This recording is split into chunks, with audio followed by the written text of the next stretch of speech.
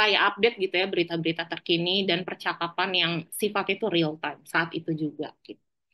Terus untuk YouTube, nah ini platform yang berbagi video entah hiburan atau pendidikan atau urusan produk. Nah ini populer juga di semua kelompok umur gitu ya. Bahkan dia spesifik punya untuk yang for kids gitu ya. Jadi supaya orang tua tuh juga bisa em, apa ya em, bisa ngejaga gitu ya anak-anaknya itu supaya nggak terpapar konten-konten yang em, ya tidak seharusnya dilihat sama anak-anak lah kayak gitu. Terus untuk TikTok, nah ini platform berbagi video berdurasi pendek, jadi dia lebih populer di kalangan demografi yang jauh lebih muda lagi, mungkin 11-12 sama Instagram gitu ya, karena TikTok ini dikenal sama topik dan konten yang viral juga gitu. Lebih masif lah, lebih cepat. Lalu LinkedIn, nah kalau ini mungkin yang cukup ada perbedaan yang signifikan gitu ya dibanding sama media sosial lain, karena kalau LinkedIn ini emang tercipta untuk membangun apa ya koneksi yang profesional gitu ya buat pekerjaan khususnya gitu ya untuk cari pekerjaan atau berbagi konten terkait bisnis gitu. Nah ini yang terakhir si bungsu Threads. Jadi ini aplikasi dari Instagram. Ini 11-12 semacam kayak X gitu sebenarnya. Bisa ngelihat dan berbagi percakapan publik juga. Nah, aku sebelum lanjut, aku pengen tahu dong di sini ada yang pakai semuanya nggak? Bener-bener Facebook, Instagram, X, YouTube, TikTok, LinkedIn, Threads punya? Aku kecuali Facebook. Coba. Aku aja yang sosmed strategis nggak punya semua, jadi aku pengen tahu teman-teman ada yang sosial media savvy apa enggak gitu. Kalaupun ada semuanya, bukan akun personal ya, tapi buat akun klien gitu atau brand. Punya, tapi hanya nyimak. Oke, kayak silent reader gitu ya, lihat apa aja yang terjadi, tapi nggak pernah benar-benar terlibat percakapan gitu ya. Oke, kecuali thread ada. Oke. Oke, kita lanjut dulu sekarang ke kita bedah di media sosial Facebook. Nah, ini kayak yang tadi aku bilang, kalau dari segi audiens ini jauh lebih range usianya tuh lebih luas gitu ya. Bahkan mungkin ada generasi yang udah lumayan lansia gitu ya, let's say udah tua gitu ya pakai Facebook. Jadi ini komunitasnya juga lebih luas gitu ya, entah itu dari lokal atau global gitu. Terus konten utamanya biasanya emang kuatnya di postingan yang informatif, terus ada grup discussion juga karena kan ada Facebook page gitu ya, atau mungkin sharing event juga. Nah ini keunggulannya bagus untuk engagement komunitas gitu ya, karena tadi aku sempat mention ada Facebook page dan untuk brand storytelling juga. Terus lanjut ke Instagram. Nah, ini dari segi audiens jauh lebih muda lagi dari Facebook dan ini emang visual base gitu ya si platformnya dan konten utamanya foto, video pendek, carousel dan stories. Nah, ini keunggulannya estetika visual, brand awareness, kolaborasi sama influencer atau brand lain gitu ya. Dan ini bagus untuk memaintain community atau loyalty. Kenapa aku bilang kayak gitu? Jadi kalau misalkan teman-teman punya bisnis gitu ya, karena sekarang kan udah apa-apa ya udah mesti mesti foto atau video mesti jelas lah visualnya kayak gitu. Nah ini Instagram menyediakan apa ya platform atau fitur untuk itu gitu kan. Terus ini dari segi brand awareness juga bagus gitu karena emang mostly sekarang bisnis-bisnis atau brand yang apa ya memilih untuk mempromosikan usahanya itu ya kebanyakan pasti fokusnya di Instagram kayak gitu. Selain dari TikTok juga sekarang saling beriringan gitu ya. Terus um, ini juga bagus untuk maintain community dan loyalty. Kenapa? Nah ini kalau teman-teman lihat nih di sebelah kanannya, ini tampilan timelinenya Instagram ya. Ini di ujung kiri atas itu kan ada following dan favorit. Ini ada hubungannya sebenarnya sama maintain community atau loyalty dari orang-orang yang udah nge-follow kita. Jadi Instagram itu bisa memfilter em, apa ya tampilan-tampilan di timeline ini cuma berdasarkan dari orang-orang yang kita follow aja atau akun yang kita jadikan favorit kayak gitu. Nah, ini berbeda treatmentnya sama TikTok. Nah, ini aku lanjut ke TikTok. Nah, ini kalau untuk di TikTok ini audiensnya lebih muda lagi ya, Gen Z gitu ya. Meskipun masih ada milenial juga yang menggunakan, penggunanya juga cukup banyak, aktif, interaksinya juga tinggi. Konten utamanya ini video pendek, biasanya 15 sampai 60 detik, meskipun sekarang TikTok juga nge-encourage audiensnya untuk bikin video yang dengan durasi yang jauh lebih panjang kayak gitu. Konten yang biasanya di-push itu yang bentuknya yang autentik dan mungkin juga bisa ngikutin tren juga gitu.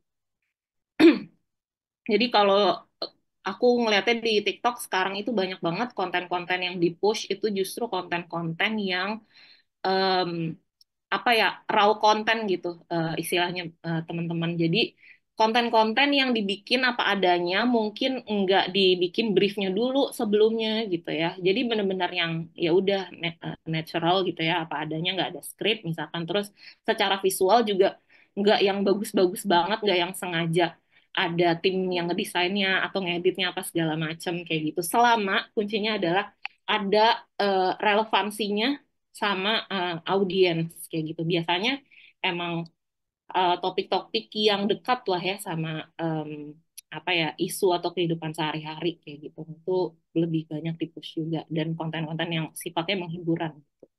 Nah, ini keunggulannya potensi viralnya tinggi, eh, kreativitas juga bebas. Nah, ini sama user generated content. Jadi user generated content ini adalah orang-orang di luar dari akun kita atau brand kita yang secara sukarela gitu ya, ngebahas uh, apa ya, brand, produk atau jasa yang kita tawarkan kayak gitu. Nah, ini bentuknya tuh UGC ini sebutannya. Lanjut ke X.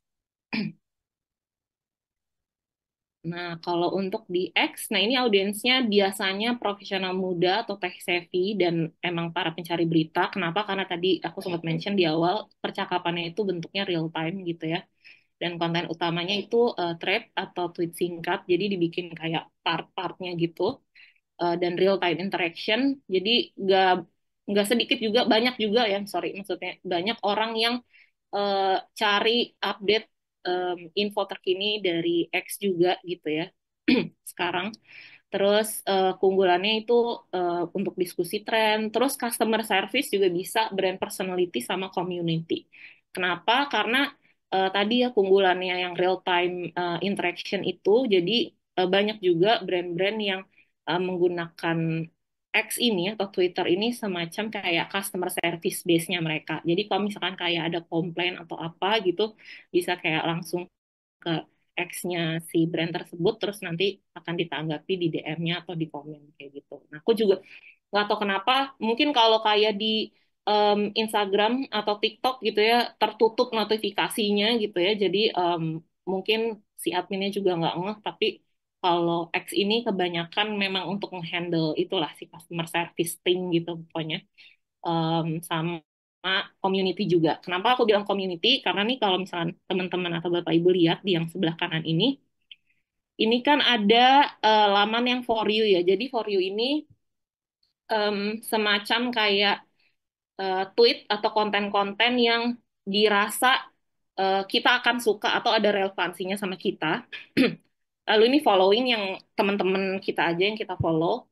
Nah, ini yang sebelah sini nih yang komunitas rumah-rumah dan lain-lain ini adalah komunitas gitu. Jadi kita bisa masuk ke komunitas tersebut kayak gitu ya. Bisa dipilih sekarang kayak banyak banget juga di X gitu ya untuk memaintain community di situ. Ada yang bahas soal perintilan rumah gitu ya. Terus soal beauty, em, tergantung sama interest atau topik masing-masing lah kayak gitu. Nah, itu juga bisa dieksplor juga di X di Twitter gitu ya. Lanjut ke YouTube.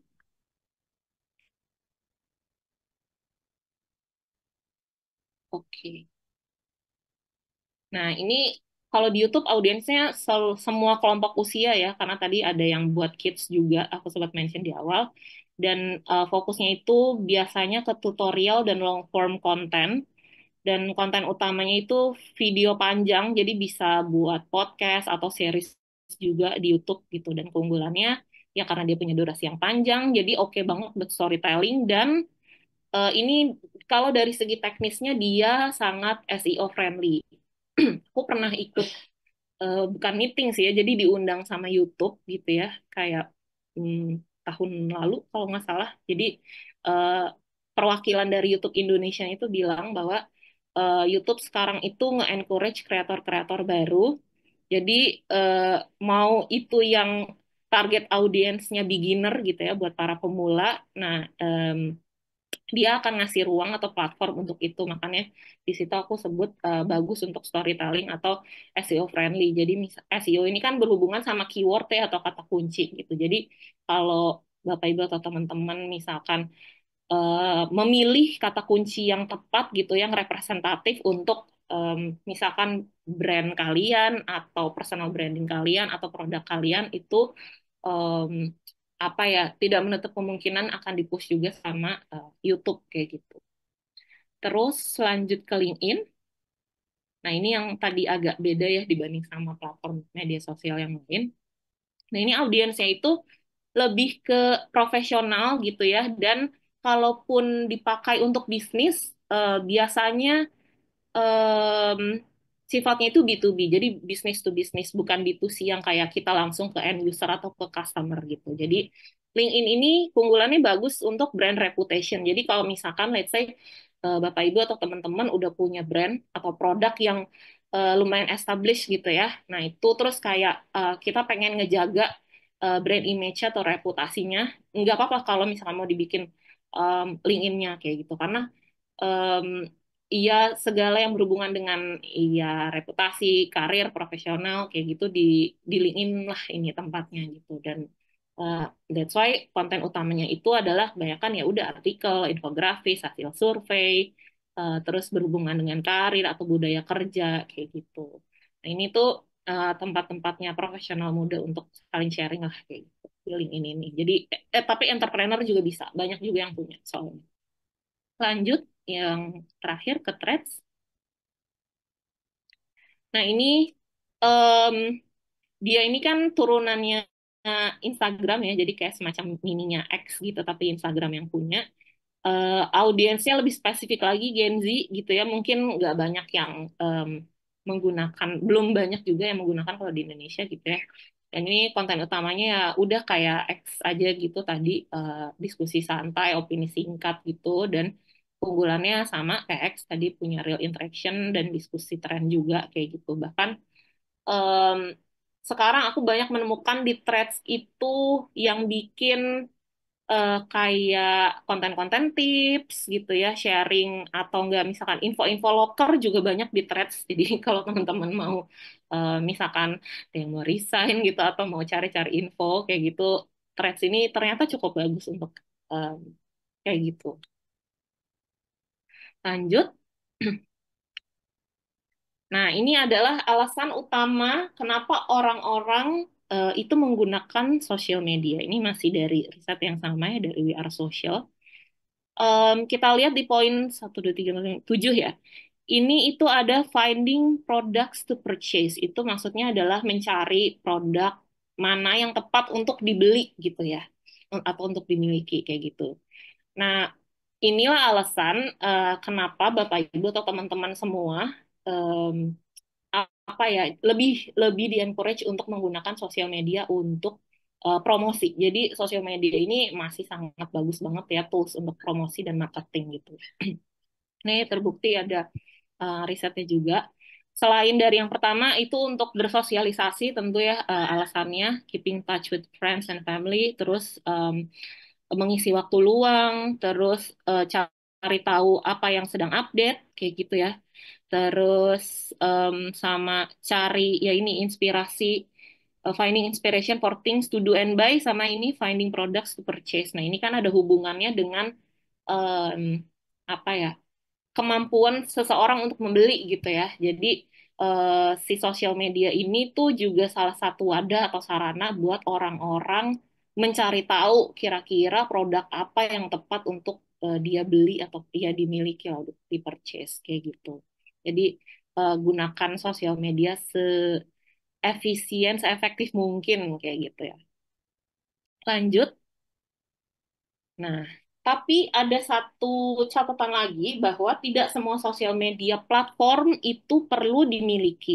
Balik lagi semuanya itu tergantung sama bisnis objektif dan target audiensnya.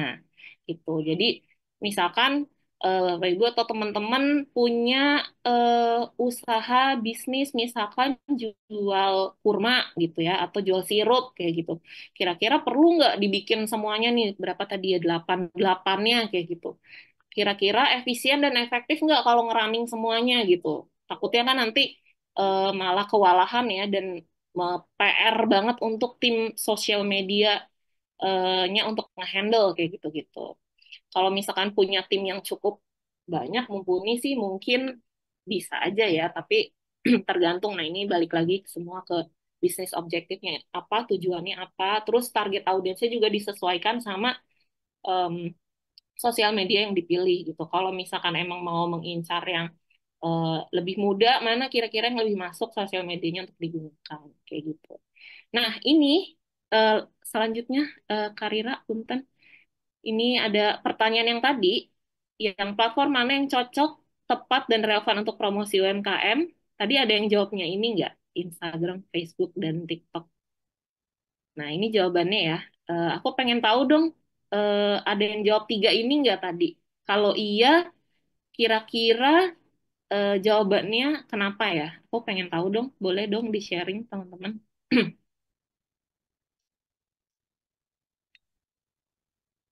Ada nggak tadi kira-kira yang ngejawab ini? Lebih populer, paling banyak usernya, paling banyak digunakan, pengguna terbanyak, lebih gampang diakses, engagement. Oke. Mm, oke.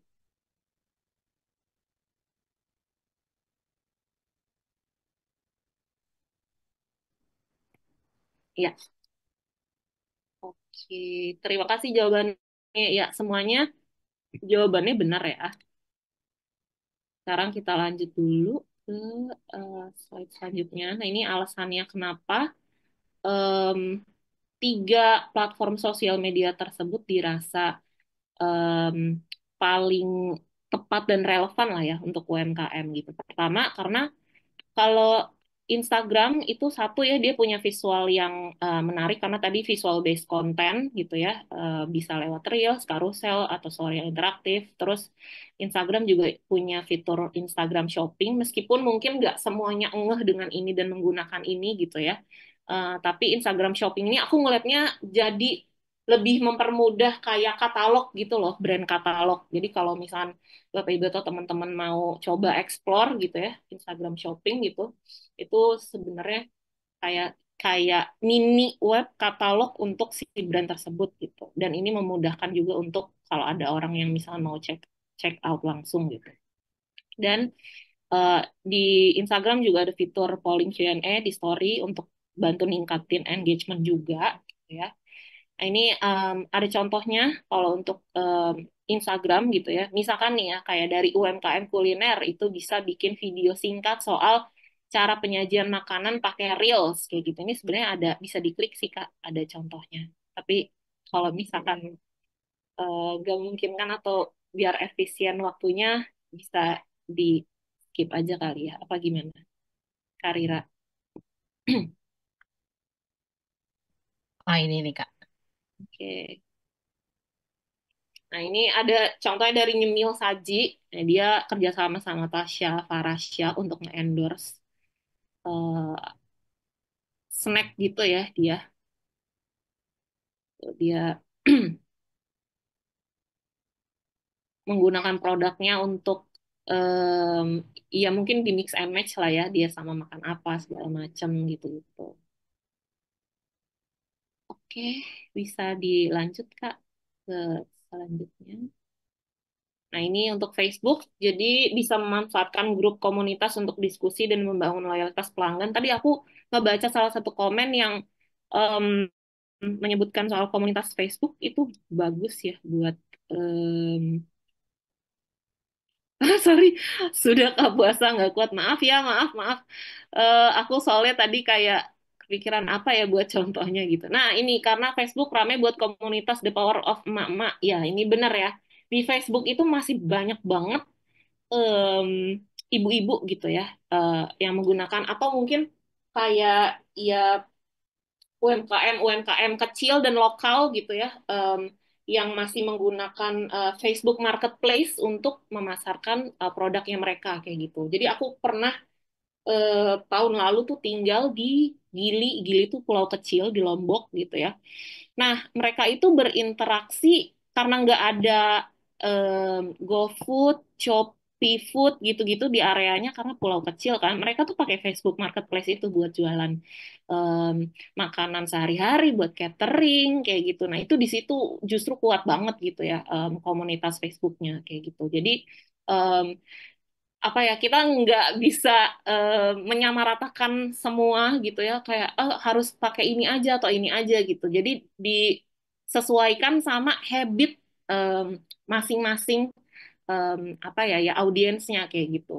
Itu emang berhubungan juga sih sama em, ya habitnya si user ya atau audiens, atau mungkin dari segi demografinya juga kayak gitu-gitu. The Power Mama relate di Facebook. Nah, iya betul, di sini mayoritas pengguna Facebook. Nah, itu kan tergantung lagi dari audiensnya. Terus eh, produknya yang dipasarkan juga seperti apa, kayak gitu gitu. Terus selanjut, nah ini yang ketiga, TikTok. Nah, jadi TikTok tuh em, bagus untuk konten promosi karena ya kita juga bisa bikin video pendek, apa ya, istilahnya tuh kayak jump in trend gitu ya, riding the wave, apa tren yang lagi rame, kita bisa em, coba memaksimalkan gitu ya dari situ gitu. Jadi mau ngikutin pakai tren audio atau dari hashtag challenge kayak gitu, karena itu juga lumayan di boost juga sama TikToknya sendiri gitu. Dan ini nih yang lagi rame akhir-akhir ini ya, live streaming buat showcase produk dan interaksi langsung. Jadi eh, secara umum ya, mungkin lebih em, banyak digunakan sekarang justru TikTok dibanding sama Instagram sama Facebook Live. Ini kita ngomongin secara general umum ya. Mungkin kalau di tempatnya teman-teman atau Bapak Ibu masih lebih oke di Facebook atau di Instagram kayak gitu. Tapi ini kita ngomongin secara umum gitu ya. Yang digunakan itu lebih TikTok gitu ya sekarang, karena dia juga kalau dari segi um, bisnis dia kan kerja sama sama salah satu e-commerce juga gitu kan. Nah, itu lumayan ngebus juga soalnya gitu. Nah, ini adanya TikTok Shop juga memudahkan untuk transaksi gitu ya. Ini contohnya misalkan kayak UMKM kecantikan misalkan bisa bikin video before after. Nah, ini ngebantu untuk ngeboost si em, USP atau kegunaan yang menjadi keunggulan produk yang kita pasarkan tersebut kayak gitu.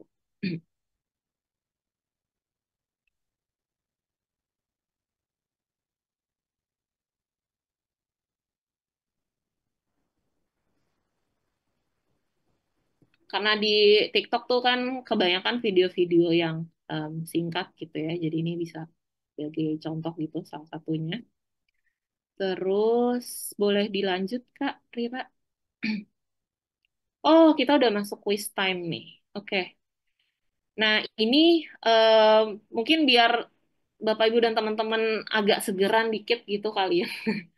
Jadi tadi kan udah em, aku terus gitu yang ini ya memaparkan gitu. Jadi ini sekarang aku kasih kesempatan, kasih waktu buat ke teman-teman dan Bapak Ibu semuanya buat eh, coba engage gitu ya, interaksi di quiz time ini. Jadi bayangin kalau teman-teman itu diminta untuk bantu sebuah UMKM di bidang food and beverage gitu ya, jual makanan, namanya Dona Bakery. Jadi dia menjual eh, dessert, makanan manis gitu ya, kayak donat, cookies atau cake.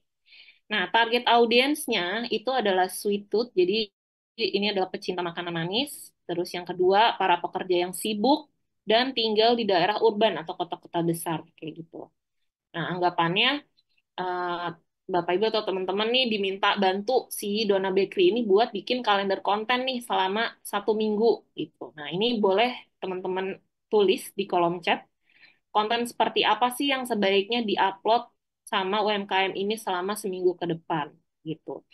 Nah, ini aku ngebebasin ya, jadi nggak mesti yang kayak dari Senin sampai Minggu setiap hari upload konten, enggak gitu ya. Kalau misalkan mau dibikin seminggu, cuman ada 2 atau 3 gitu, tapi selama ada relevansinya sama si Dona Bakery ini nggak apa-apa ya, gitu.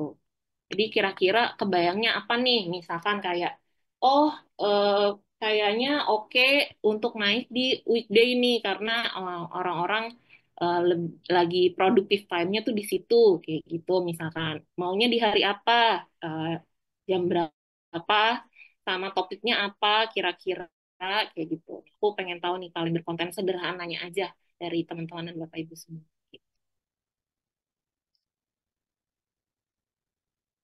Oke, mungkin kita kasih waktu kali ya, Kak ya.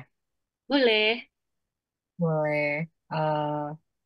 Atau ini mau raise hand nih, mungkin langsung open mic gitu gimana, Kak?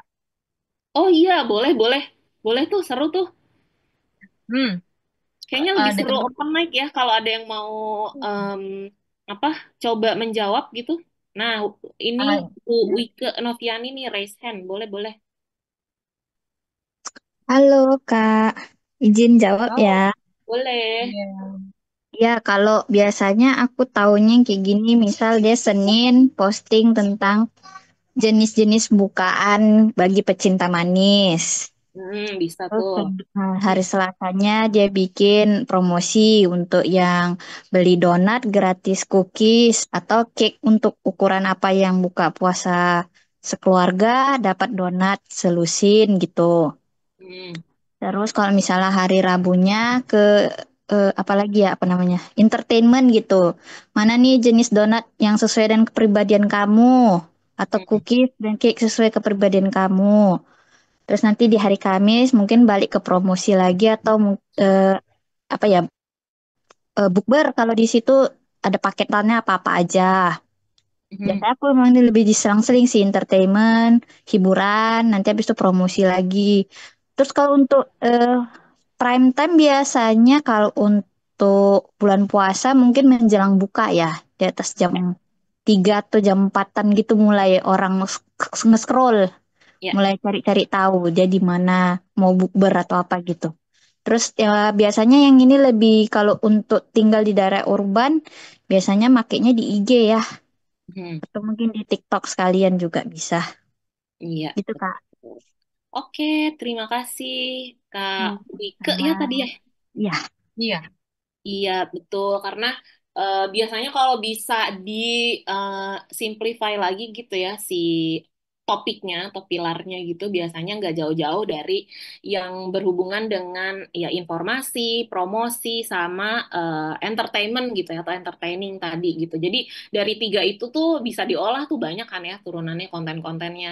Jadi bisa berupa kayak tadi ya informasi kalau misalkan buat takjil gitu ya, dessert yang cocok apa aja gitu. Itu kan bisa masuk soft sell ya sebenarnya buat apa ya promosiin produknya juga kayak gitu. Tapi dalam bentuk kemasan konten yang informatif kayak gitu. Terus tadi ada yang langsung direct hard sell kayak kalau beli donat gratis cookies. Nah, itu kan udah promosi banget ya, hard sell itu juga masuk gitu.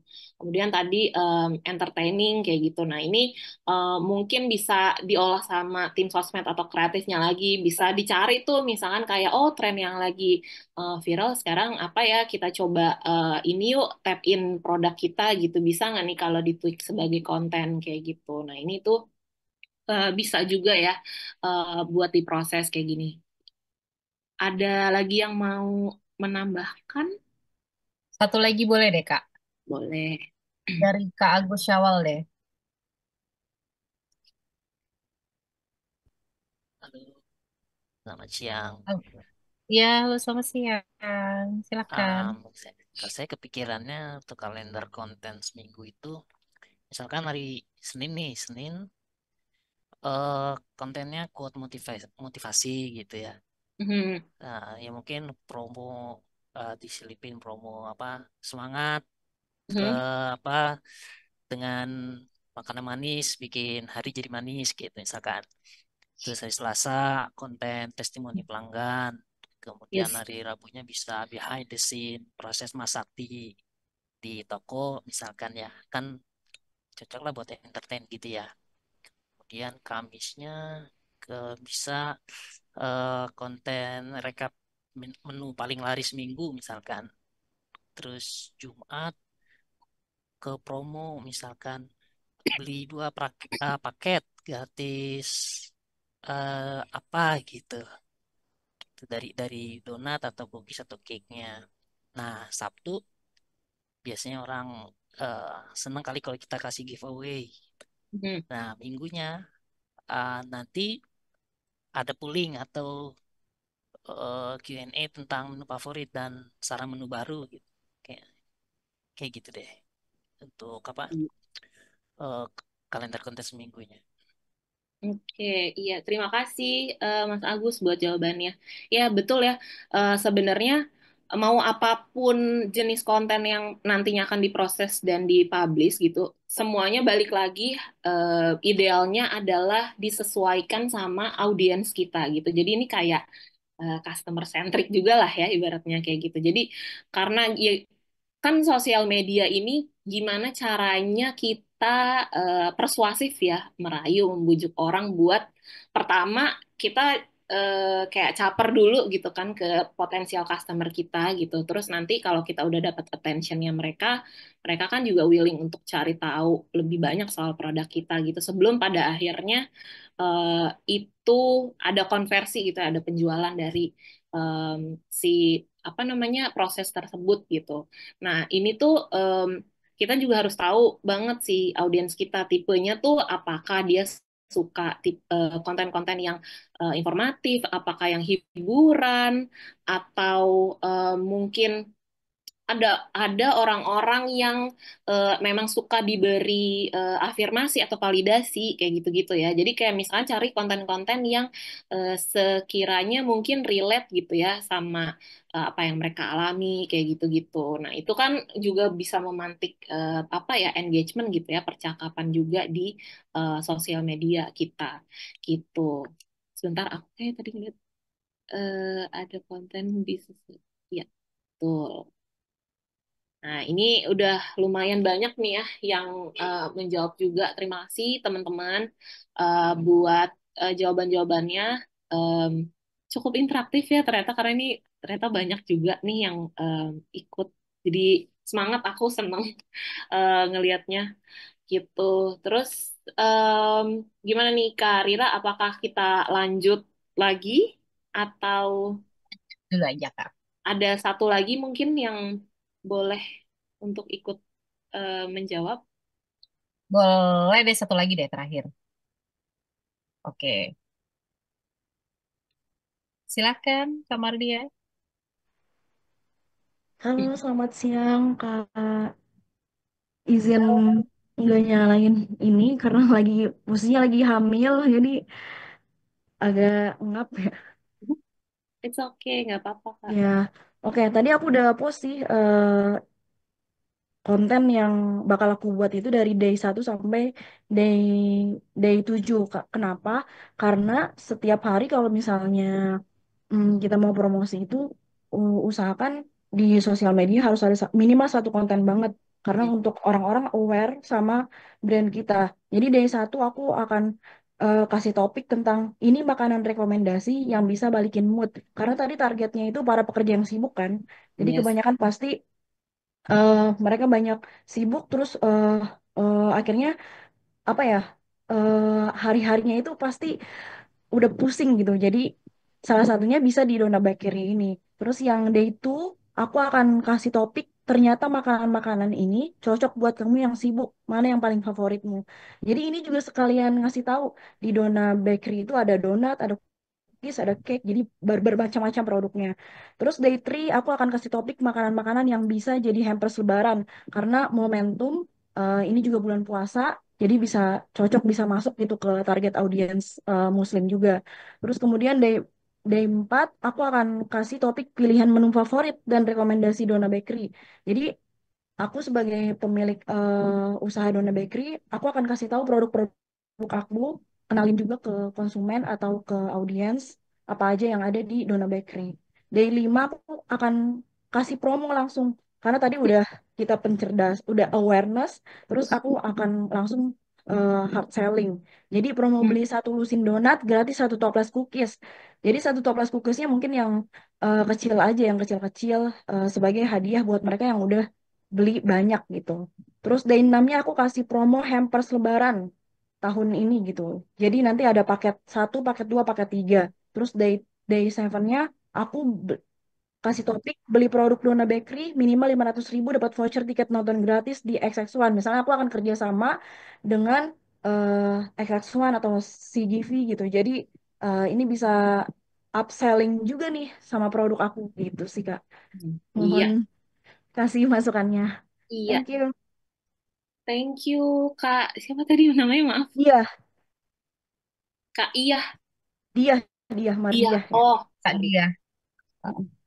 Thank you, Thank you, Kak. Kak dia.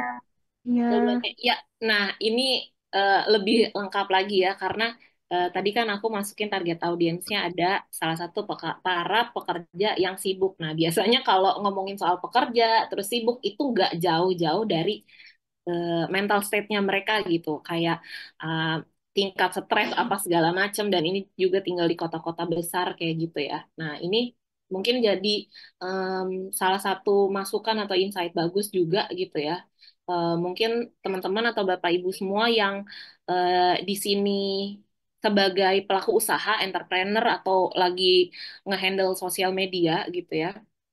Orang-orang itu tertarik untuk eh, melakukan purchasing atau membeli sesuatu gitu ya, em, itu sebenarnya bukan semata-mata karena fungsionalnya aja si produknya gitu, tapi ada satu elemen yang penting banget untuk dimainin juga menurut aku. Bukan dimainin ya, maksudnya kita pay attention lah sama itu. Kira-kira ada yang tahu nggak apa?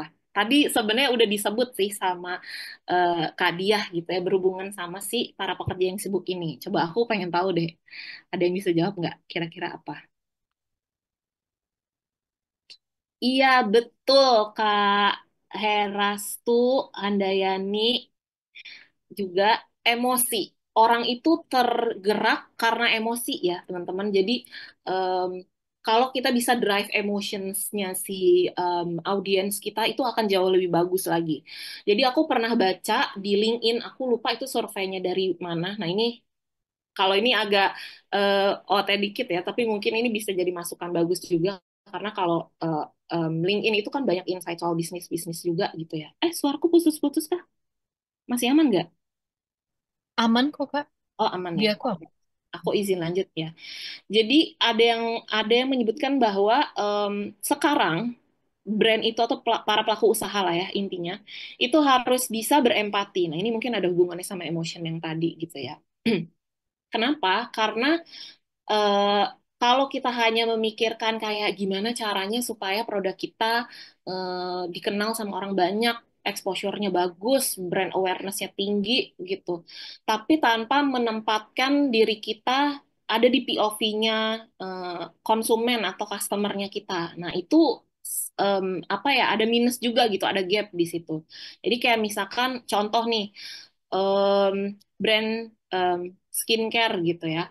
Nah, itu tuh misalkan target audiensnya adalah orang-orang yang pengen ya udah kulitnya sehat, glowing kayak gitu ya. Tapi tolong berempati sama journey-nya mereka untuk ngedapetin ke situ gitu ya.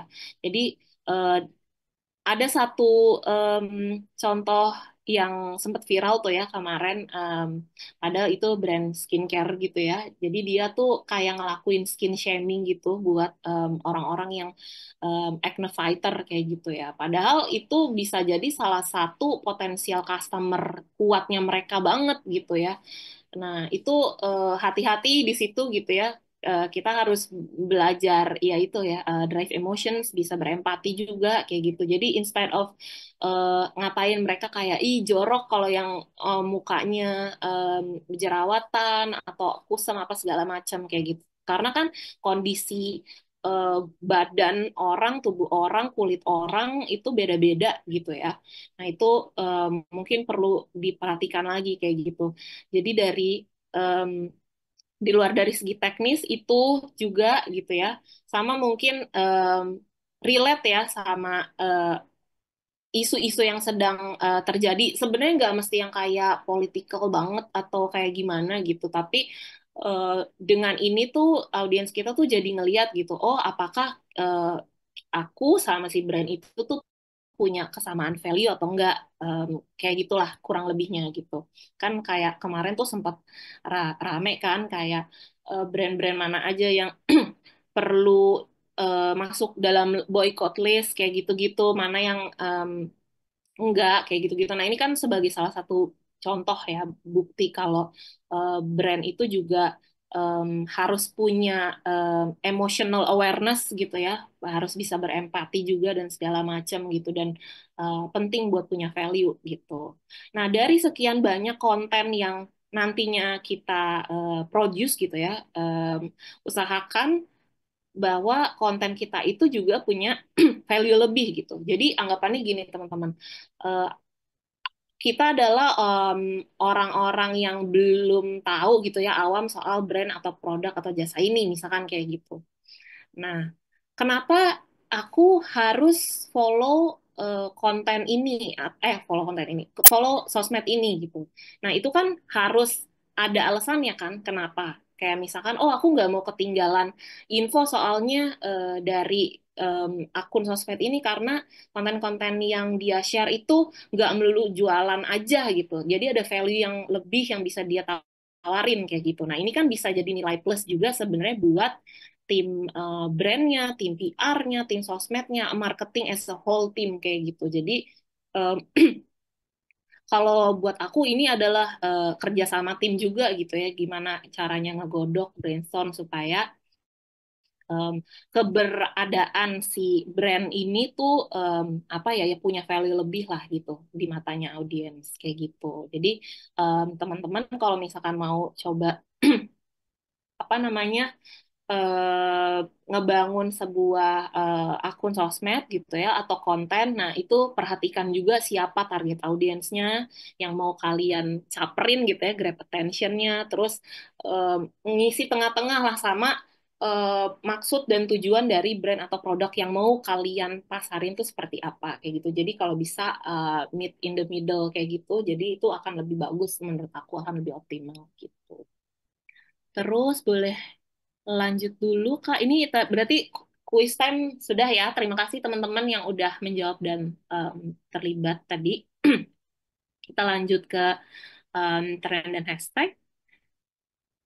Oke, untuk tren dan hashtag ini, nah sebenarnya ini tuh ada eh, bukan bukan perdebatan yang gimana banget sih sebenarnya.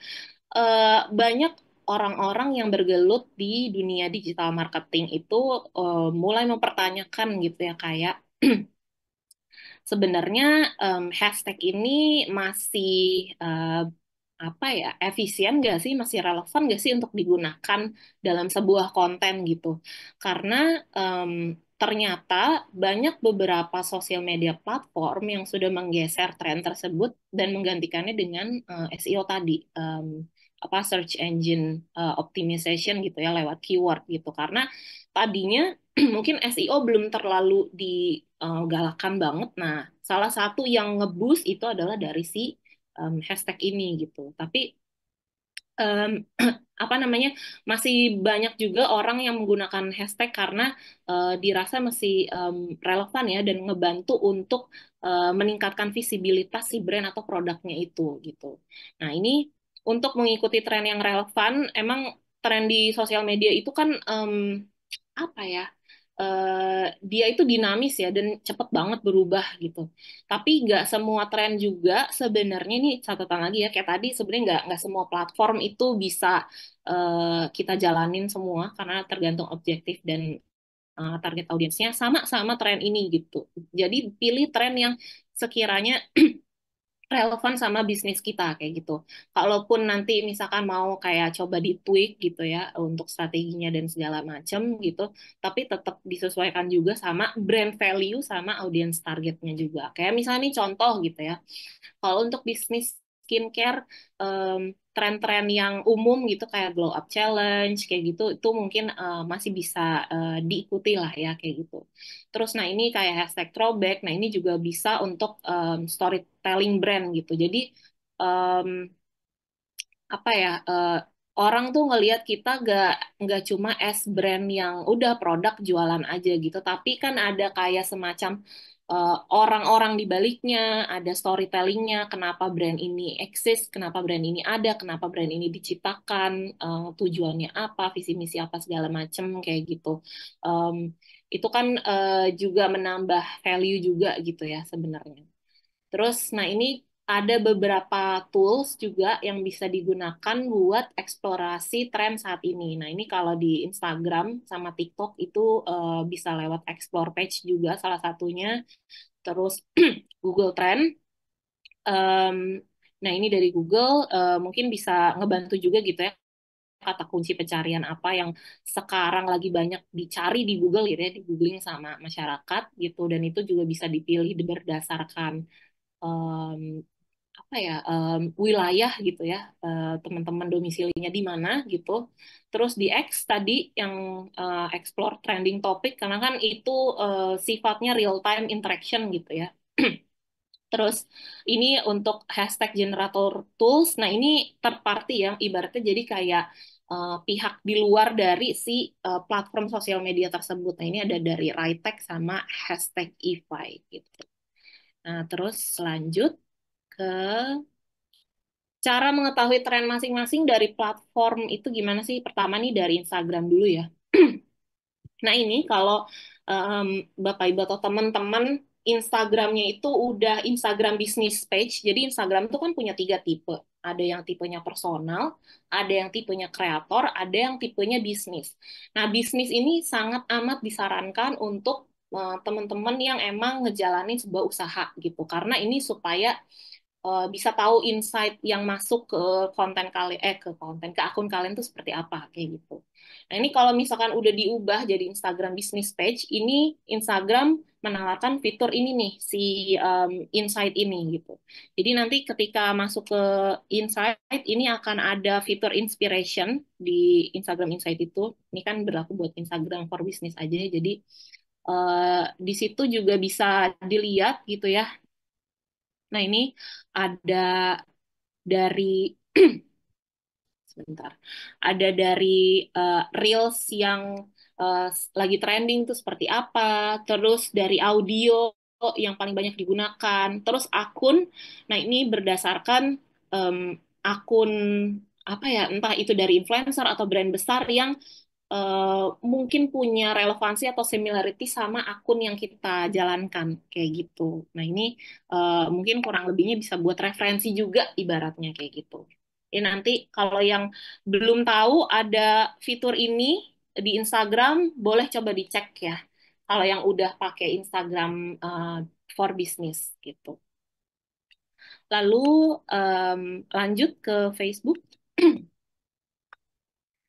Nah, ini kalau di Facebook, ini kan tadi ya bisa tergabung di grup komunitas terkait ya entah industri bisnis atau mungkin yang berhubungan sama produk kita lah atau brand kita kayak gitu. Nah, mungkin bisa dilihat kayak apa yang lagi ramai jadi topik pembicaraan yang memantik percakapan di situ tuh apa kayak gitu. Terus bisa memantau trending topics juga di Facebook Watch juga kayak gitu dan lihat engagement tinggi di postingan kompetitor juga seperti apa gitu. Jadi kalau aku pribadi sih nggak mengharamkan ATM ya karena balik lagi tergantung kita memposisikan diri selama masih ada keunikan yang bisa kita tampilkan, tonjolkan gitu ya di konten kita itu menurut aku nggak apa-apa sih kayak gitu. Terus lanjut ke TikTok. Nah, ini TikTok yang sering melakukan perombakan ya, kalau aku bisa bilang. Ini salah satu platform sosial media yang banyak banget melakukan perubahan gitu ya, selain dari Instagram. Sekarang ini kalau misalkan teman-teman atau Bapak Ibu lihat gitu ya, buka di timelinenya TikTok. Nah, itu perbedaannya sama Instagram. Kalau Instagram kan dia ngeliatin timeline yang berdasarkan akun-akun yang kita follow ya, atau as a friend, kayak gitu. Dan mungkin adalah di satu dua kali scroll titipan kayak, bukan titipan sih, akun lain yang masuk ke explore page kita lah, kayak rekomendasi apa segala macam. Nah, kalau di TikTok itu kan benar-benar ketika kita masuk timeline TikTok itu eh, for you ya. Jadi benar-benar akun random yang kita nggak follow gitu, eh, selama itu ada relevansinya atau mungkin dirasa kita akan hook gitu ya, akan suka sama topik ini, akan direkomendasikan terus gitu ya sama TikTok. Nah, ini bisa dicek nih kayak kira-kira em, konten-konten seperti apa aja yang bakal dinikmati sama audiens kita. Kenapa? Karena kalau di konten yang for you ini, dia itu em, biasanya akan nge-boost atau nge-provide konten-konten yang kita tuh ngehook lah sama si konten tersebut. Jadi misalkan gini, kalau aku bisa sederhanain. Aku suka lihat konten-konten yang kasih tips soal make up, misal kayak gitu ya. Nah, terus aku lumayan ngehook nih sama si konten tersebut. Entah itu aku ada interaksi lah, entah aku like atau aku save as favorit kayak gitu. Nah, selama 3 atau 5 kali scroll, itu kemungkinan TikTok akan ngasih konten-konten yang serupa, meskipun dari angle yang berbeda kayak gitu. Tapi secara topik besar akan tetap di apa ya, di boost atau di provide konten-konten tersebut kayak gitu. Jadi for you activity kita itu adalah for you page kita itu adalah konten-konten yang apa ya, di provide itu berdasarkan referensi apa ya, konten activity kita kayak gitu. Jadi kalau misalkan kita sukanya liatin konten-konten food vlogger ya, kurang lebih pasti dalam mungkin beberapa kali scroll ya konten-konten tersebut yang ditampilkan sama TikTok kayak gitu. Nanti TikTok tuh secara random gitu ya, kalau misalkan teman-teman nggak suka, kayak misalnya udah langsung skip kayak gitu, nggak even sampai 3 detik untuk ngelihat konten tersebut, itu udah dianggap kayak oh dia mungkin nggak tertarik audiens ini sama konten ini gitu. Jadi makanya hook di 3 sampai 5 detik pertama itu penting banget gitu ya. Mungkin sekarang berlaku ke semuanya, nggak cuma di TikTok aja, mungkin di Instagram juga. Pokoknya konten-konten yang apa ya, yang visual base gitu ya, mau itu foto, mau itu video gitu. Jadi em, apa ya, treatmentnya kurang lebih sama lah kayak gitu. Nah, selain dari yang halaman tadi, for you ini kan juga ada nih, kalau Bapak Ibu dan teman-teman lihat yang di garis merah ada explore. Nah, ini mungkin karena em, apa ya, kompetitornya sama gitu ya, Instagram dan TikTok. Jadi kurang lebih tuh secara tampilan, fitur yang di em, em, hasilkan sama mereka juga kurang lebih sama gitu. Nah, ini Explore ini baru di TikTok dan kurang lebihnya itu sama seperti Explore page yang ada di Instagram kayak gitu. Jadi nanti dari dua situ mungkin bisa kelihatan gitu ya, em, konten-konten yang mungkin bisa jadi referensi atau relate sama akun kita tuh seperti apa gitu. Nah, itu eh, dari yang superficialnya, dari yang luarnya. Tapi kalau dari segi insight dalamnya, itu bisa dicek di TikTok Studio. Nah, ini TikTok Studio ini bisa ya buat ngeliat tren juga. Jadi ini bisa difilter, bisa berdasarkan post atau berdasarkan kreator gitu ya. Kira-kira kalau kalau kayak post kan lebih cenderung ke topik ya, topik-topik apa yang ramai diperbincangkan jadi tren gitu, atau tipe kontennya seperti apa gitu ya. Nah, kalau kreator ini kan lebih ke personalnya ya. Oh, personal yang kayak gini di industri ini ternyata em, apa ya, cukup menarik banyak antusias atau engagement kayak gitu. Nah, terus ada lagi filter by banyak nih, bisa dari topik gitu ya. topiknya pun bisa disesuaikan sama industri yang Bapak Ibu atau teman-teman jalanin ya. Kayak misalkan aku nggak tahu kan mungkin UMKM atau usahanya macam-macam kan. Ada yang misalkan jualan eh, apa food and beverage, ada yang di fashion kayak gitu-gitu. Nah, ini bisa dipilih berdasarkan topik tersebut kayak gitu. Nah, terus untuk em, tetap stay relevan sama tren dan audiens kita. Nah, mungkin ini poin ketiga juga bisa apa ya diterapkan gitu ya, ikuti challenge yang sedang viral dan bisa ditwist unik sesuai sama bisnis lain kita kayak gitu. Kayak tadi di awal-awal emang nggak semuanya bisa diikutin trennya dan balik lagi ke tujuan bisnis objektifnya, target audiensnya kita juga siapa kayak gitu, bisnis value kita seperti apa. Lanjut, Kak Rira. Nah, ini untuk memilih hashtag yang efektif. Ini kan tadi udah ngomongin tren gitu ya. Nah, ini untuk yang hashtag.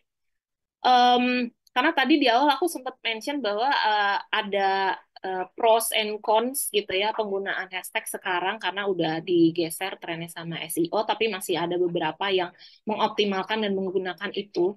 Kalaupun teman-teman dan Bapak Ibu mau tetap menggunakan hashtag, jangan gunakan terlalu banyak hashtag. Jadi mungkin 5 sih menurut aku ya, 5 aja cukup gitu ya untuk per post, untuk engagement yang optimal. Kenapa nggak boleh terlalu banyak? Karena kalau terlalu banyak itu akan consider as spam kalau di Instagram. Aku nggak tahu ya kalau di TikTok mungkin masih banyak kan yang kayak FYP terus apa kayak gitu banyak hashtagnya kayak gitu. Cuma kalau di Instagram itu bisa consider as spam juga gitu. Ini bisa jadi concern juga soalnya. Dan gunakan kombinasi tiga ini. Yang pertama, hashtag populer itu berdasarkan sama UMKM atau bisnis yang kita jalanin, kayak gitu ya. Hashtag-hashtag yang umumnya digunakan apa, misalnya kayak jualan online, UMKM, atau viral, atau apa segala macam kayak gitu.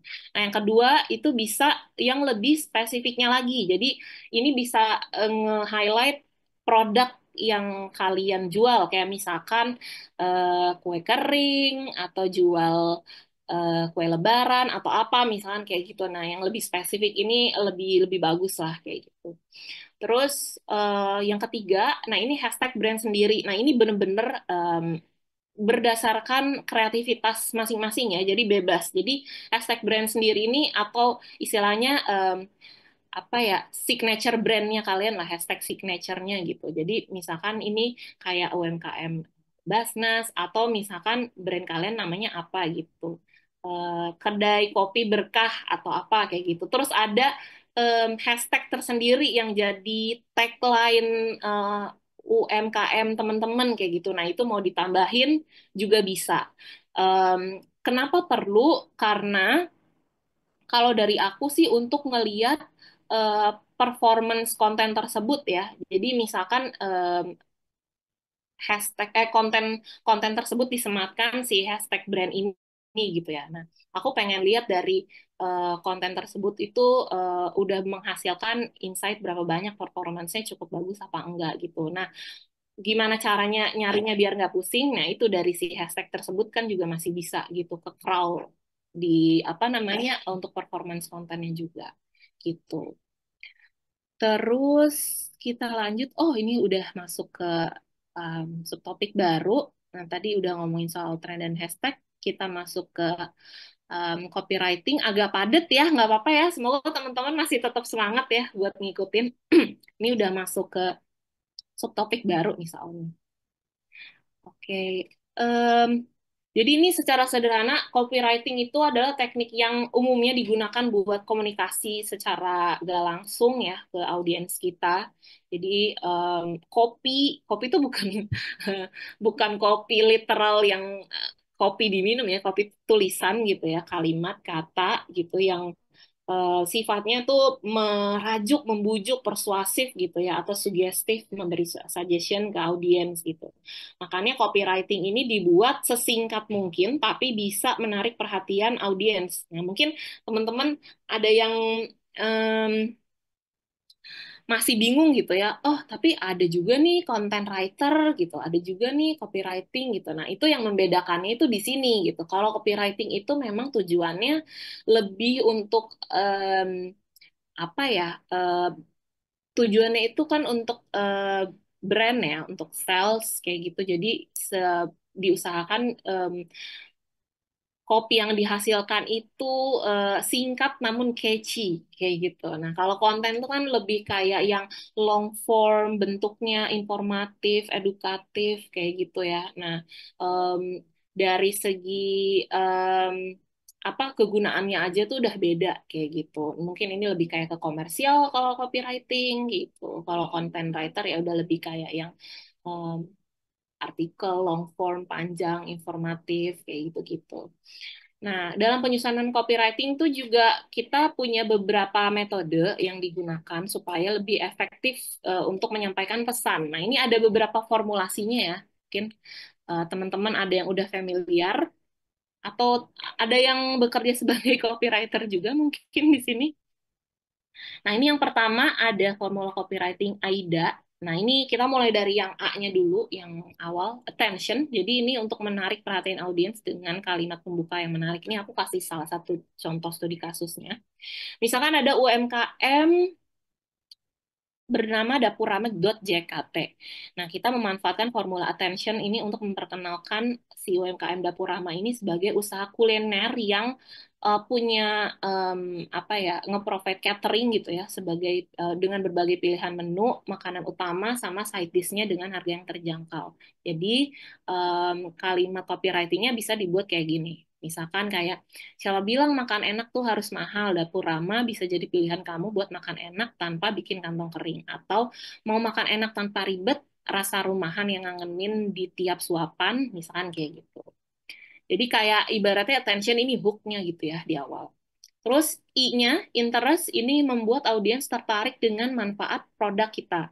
Jadi misal kita punya bisnis si Dapur Rama tadi itu, terus kita bisa manfaatin formula interest ini supaya bikin audiens tertarik sama produk kita.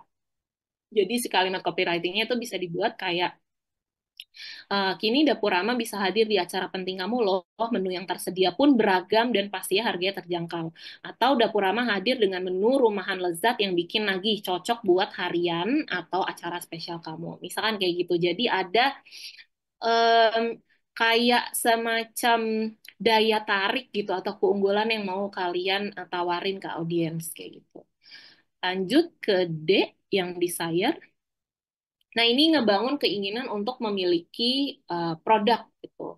Nah, ini untuk copywriting-nya bisa dibikin kayak kamu juga bisa request sesuai sama yang kamu mau loh. Jadi konsep catering ini tuh juga bisa menciptakan rasa yang tradisional. Let's say kayak ngebangkitin nostalgic resep ibu kita dulu atau nenek kita dulu atau bikin jadi kangen kampung halaman. Let's say yang kayak gitu-gitulah. Jadi ngebangunin rasa desire tuh pengen beli produk ini kayak gitu.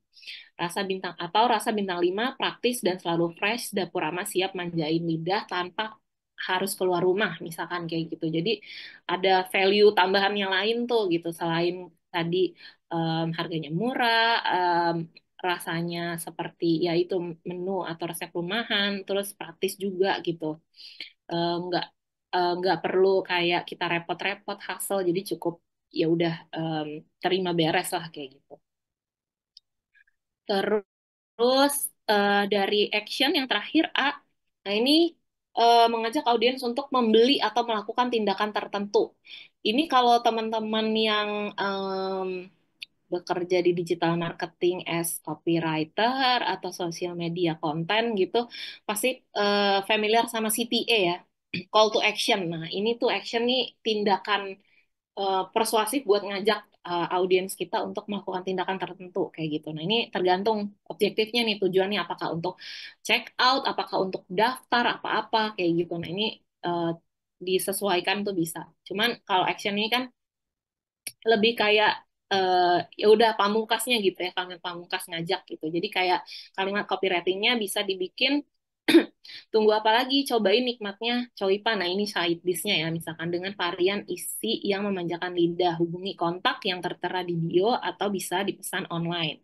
Atau yuk pesan sekarang dan nikmati kemudahan makan enak di rumah Dapurama biar makan enak makin simple. Kayak gitu. Nah, itu tadi salah satu formula copywriting. Aida mungkin yang juga lumayan common ya digunakan gitu ya, lumayan banyak. Lanjut yang kedua, ini ada formula copywriting lain lagi yaitu for you. Ada useful, urgent, unique, sama ultra specific. Useful itu menawarkan manfaat yang jelas.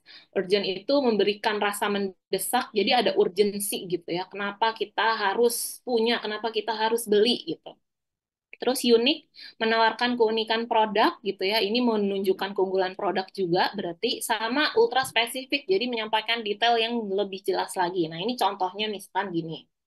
Dapatkan diskon 50% hanya di tanggal kembar 33 hari ini. Dapatkan eye serum dengan kandungan green coffee Bali yang bantu memudarkan kantung dan lingkar hitam di mata. Pesan sekarang, stok terbatas kayak gitu. Nah, ini kan bisa dilihat ya. Jadi kayak detailnya jelas gitu ya. Dapetin diskon 50%, terus keunikan produknya ini ada kandungan green coffee Bali, let's say kayak gitu, terus useful, manfaatnya jelas, bisa memudarkan kantung dan lingkar hitam mata, kayak gitu, dan urgensinya ini apa namanya, cuma hanya ada di tanggal kembar hari ini, kayak gitu. Nah, ini secara singkat tapi lengkap gitu ya dalam satu caption ini, kayak gitu. Jadi itu lebih merangkum keseluruhannya. Lalu selanjutnya ada juga formula copywriting task, problem, agitate, sama solution. Jadi problem ini ibaratnya si copywriting pas ini menempatkan diri kita sebagai POV-nya customer, jadi customer centric gitu ya. Kita mencoba menelaah identifikasi masalah yang dialami sama target audiens kita apa, terus agitate menjelaskan dampak atau konsekuensinya kalau misalkan masalah tersebut dibiarkan atau nggak diapa-apain gitu ya.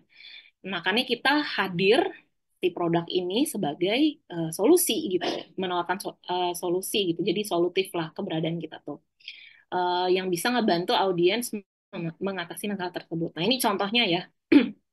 Misalkan dari problemnya sering merasa lelah dan kurang fokus saat bekerja, bisa jadi tubuhmu kekurangan asupan alami yang menyegarkan. Misalnya gitu. Terus agitate-nya, minuman berkafein memang bisa membantu sesaat, tapi efek sampingnya bisa bikin kamu sulit tidur dan semakin mudah stres. Kalau dibiarkan, produktivitas bisa menurun drastis. Nah, terus solusinya apa? Coba jahe merah sehat misalkan. Minuman herbal alami dari jahe merah dan madu yang membantu meningkatkan energi tanpa efek samping, nikmati segarnya dan tetap fokus panjang hari. Nah, ini baru ini yang CTA ya. Pesan sekarang dan dapatkan promo spesial hari ini, misalkan kayak gitu. Gitu untuk si yang formula copywriting pas tersebut. Jadi kalau tadi ada yang lebih apa ya, lebih panjang gitu ya si Aida tadi gitu ya, tapi ada tahapannya.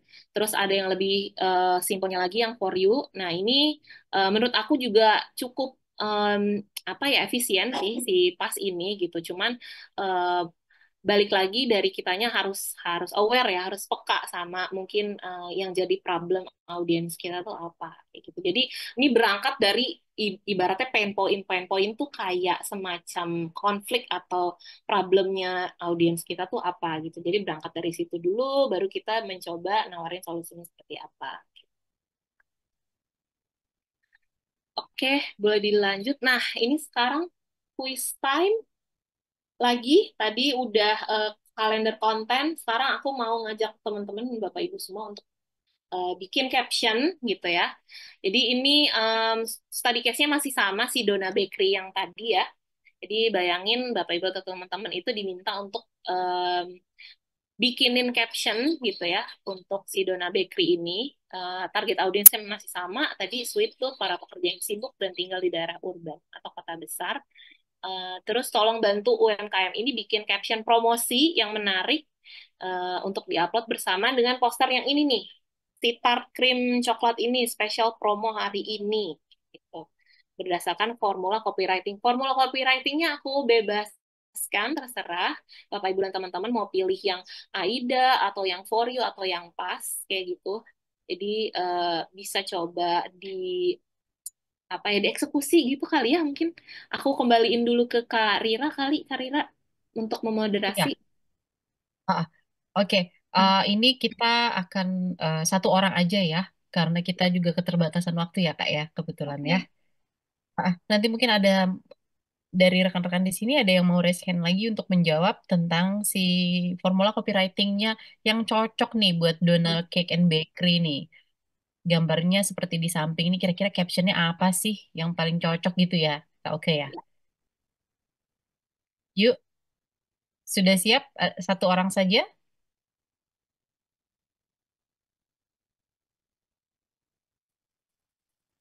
Sepertinya lagi ini nih, lagi memikirkan formula yang paling pas nih apa gitu ya. Ya. Oh, nih sudah ada. Sebentar.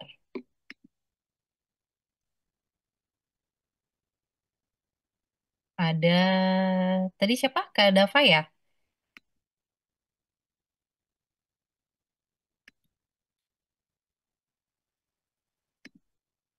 Kak Dava? Boleh langsung on mic aja Kak Dava.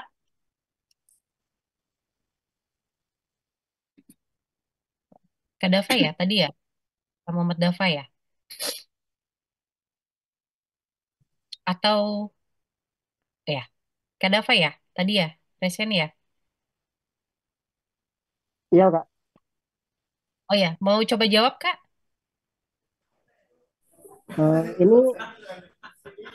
Ini kan contoh kan, contoh. Iya, jadi uh, coba buat uh, caption promosi gitu. Kira-kira menurut Kak Dava caption apa caption promosi apa sih yang menarik nih untuk poster yang udah ada di sini di slide ini gitu. Eh, Menurut saya sih pakainya pas itu formulanya pakai pas tuh problem yang itu tuh yang tadi yang dijelaskan lebih ininya. Oh, Jadi kan ketika kan ini untuk kerja sibuk tuh ya tinggalnya di kota besar tuh, tapi pecinta makanan masih manis gitu ya. Jadi ketika kerja padat, deadline menumpuk, contohnya gitu, butuh sesuatu yang cepat dan praktis tapi bikin happy. Eh, Coba makan atau coba pesan tart krim, coklat atau hadir buat kamu yang sibuk tapi tetap ingin menikmati momen manis. Nah, seperti itulah Kak ininya. oh, Problemnya kan padat, gitu, deadline menumpuk. Kita butuh apa? Apa sih? Butuh sesuatu yang cepat dan praktis tapi bikin manis atau bikin happy. Nah, itu menurut saya itu ya. Pasnya itu yang pakainya formula yang pas, formula copywriter yang pas. Jadi kerja padat, deadline menumpuk, butuh sesuatu yang cepat, praktis, tapi tetap bikin happy. Air krim coklatnya hadir buat kamu yang sibuk, tapi tetap ingin menikmati momen manis. Dengan isian coklat yang creamy, yang lumer di mulut dan teksturnya renyah di luar. Malam ini siap jadi mood buster di tengah hari. Itu mungkin itu. Itu menurut saya. oh. Oke deh, Kak Dava. Gimana nih Kak? Oke. Oke, terima kasih jawabannya Kak Dava. Masuk ya, bisa juga tadi berdasarkan formula copywriting yang pas gitu ya. Tadi eh, mencoba masuk ngebaca problemnya dulu dari audiens seperti apa gitu ya, biar kayak nggak mumet gitu, butuh asupan yang manis-manis kayak gitu ya. Itu juga bisa masuk dari situ. Terus ini juga ada beberapa teman-teman yang udah coba ngejawab ya di kolom komentar. Aku seneng banget, bagus-bagus jawabannya. Bahkan sampai yang benar-benar detail kayak Kak Robi nih, benar-benar di breakdown ada tension, interest, desire, actionnya seperti apa, pakai formula copywriting itu.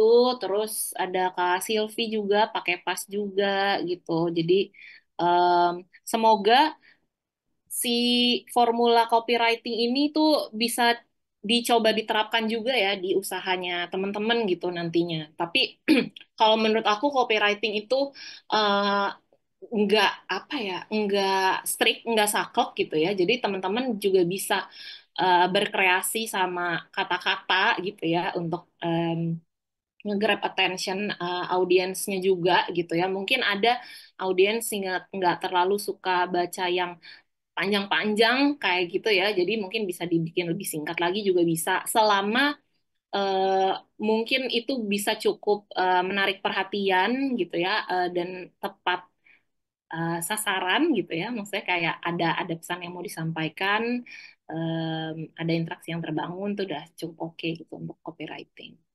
Gitu. Terima kasih Kak Dava buat jawabannya dan teman-teman semua yang udah ngejawab di kolom komen juga. Aku nih baca satu-satu. Oke, sekarang kita masuk ke subtopik terakhir ya karena udah mau mepet jam 3 juga. Ini subtopik terakhir kita mulai bahas soal si live streaming produk. Boleh dilanjut Kak Rira? Nah, ini kenapa sih penting buat para pelaku usaha untuk coba terapin live streaming? Jadi ada 4 poin setidaknya. Yang pertama itu karena live streaming itu bisa meningkatkan interaksi langsung dengan pelanggan gitu ya. Jadi mungkin biasanya kita ya udah bales-balesin komen atau DM aja gitu. Tapi sekarang ada interaksi real yang terbangun sama si audiens lewat si live streaming ini kayak gitu.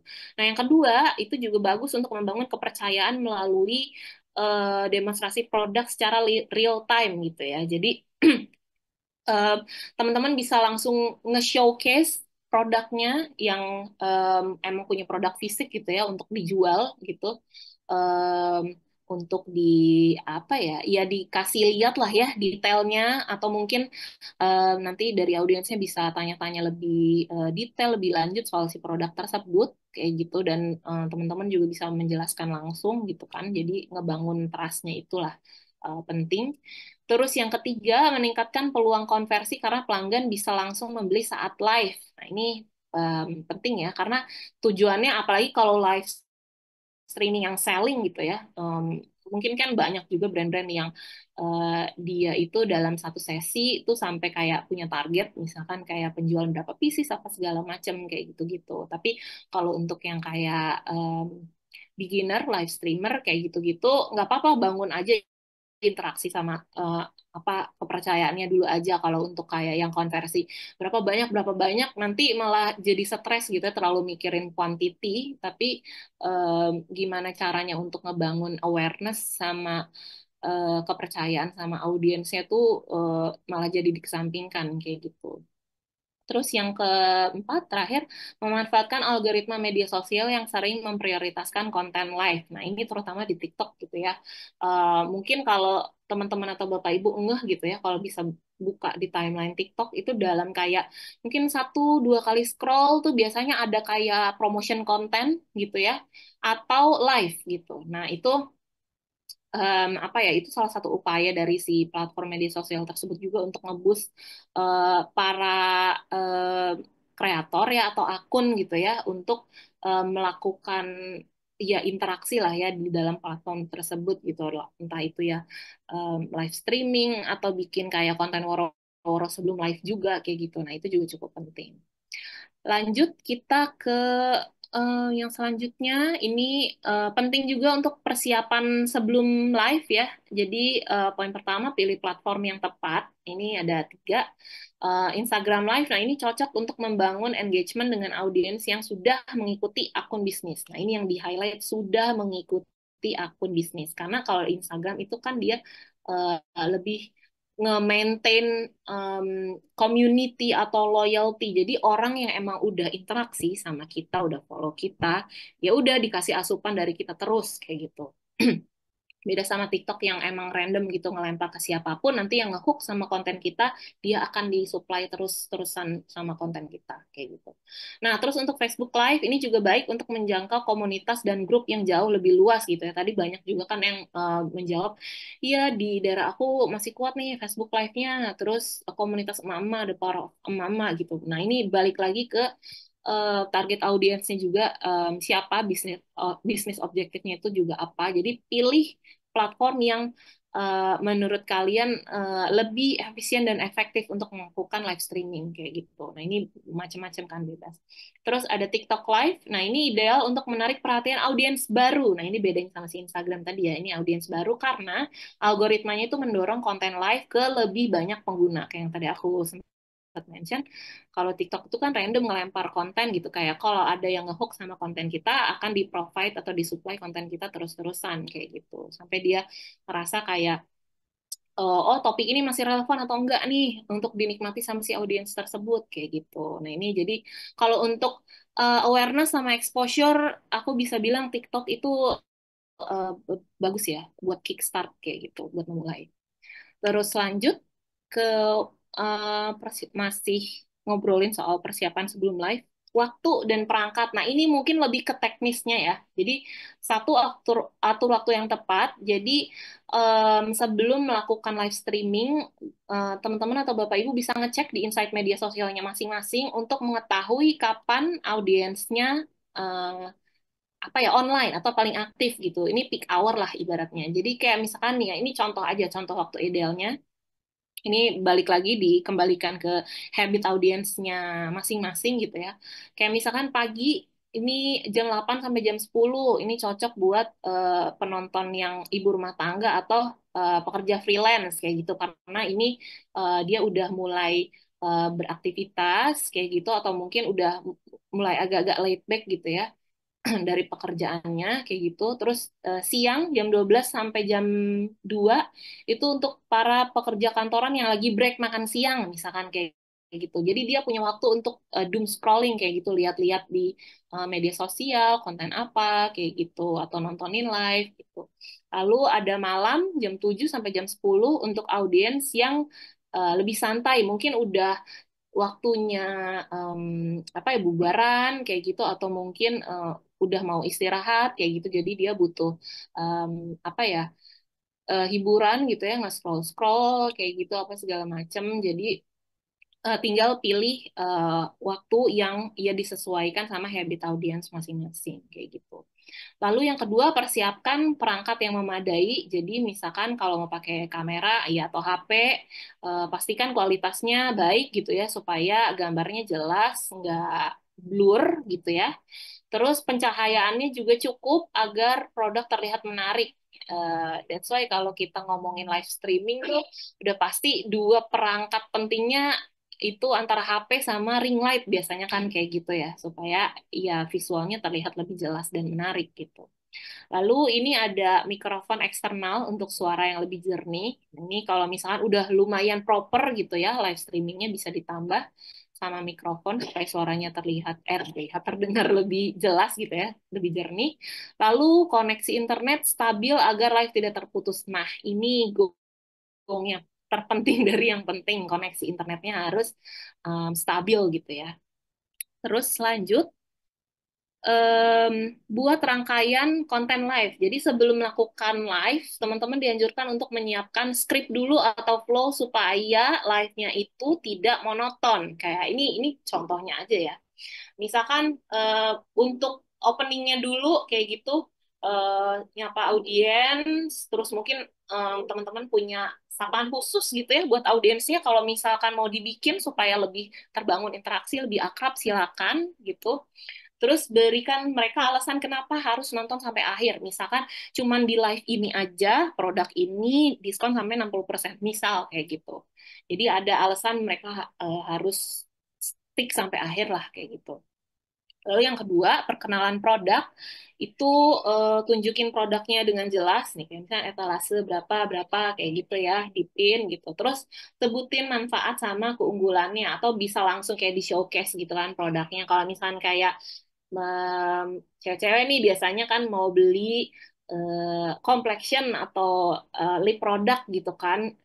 Coba di swatch dong Kak, kalau di kulit eh, apa skin tone ini kayak gimana kayak gitu. Itu kan bisa lebih detail lagi gitu kan, diminta untuk dikasih unjuknya gitu.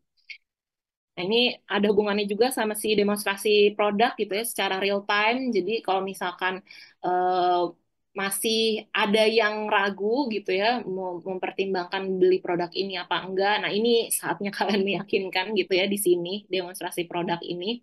Dan banyak juga akun-akun live streaming yang dia apa ya, eh, improve kreativisasinya, ya kreativitasnya itu di sini gitu ya, kayak em, ya mungkin cara dia penyampaiannya kayak gitu, atau ada storytellingnya apa segala macam kayak gitu. Nah, biasanya dilakuin juga di live streaming ini gitu.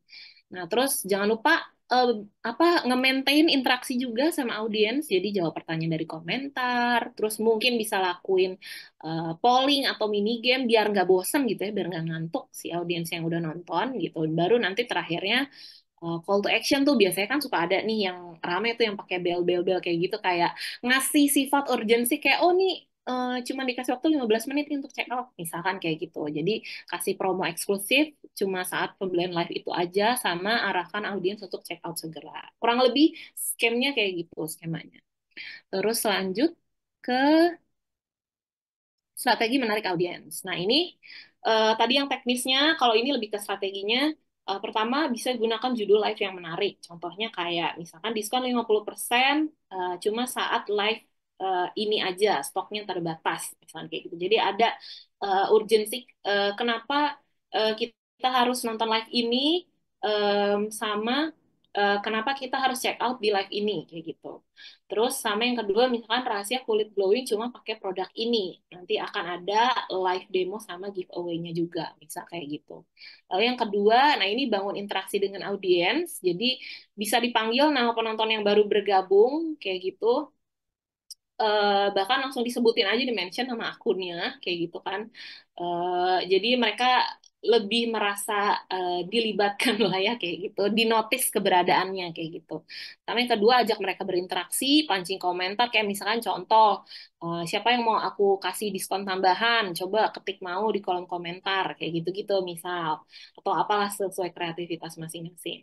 Lalu yang ketiga, bisa gunakan polling dan pertanyaan sederhana, misalkan kayak ya di luar dari konteks si pemasaran produk, misalkan itu strategi aja supaya mereka bisa tetap stick di live itu, atau ada ongoing conversation lah antara si seller sama si audiens yang nonton kayak gitu.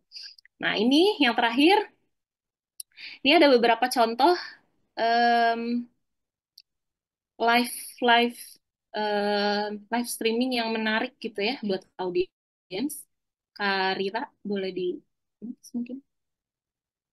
Nah, ini kalau Bapak Ibu atau teman-teman ngeh ya, ada 4 ini yang mungkin pernah masuk ke FYP-nya teman-teman atau Bapak Ibu semua gitu ya. Pertama ada dari kain kafan ya, kafani ini kan sempat rame banget gitu ya dibahas.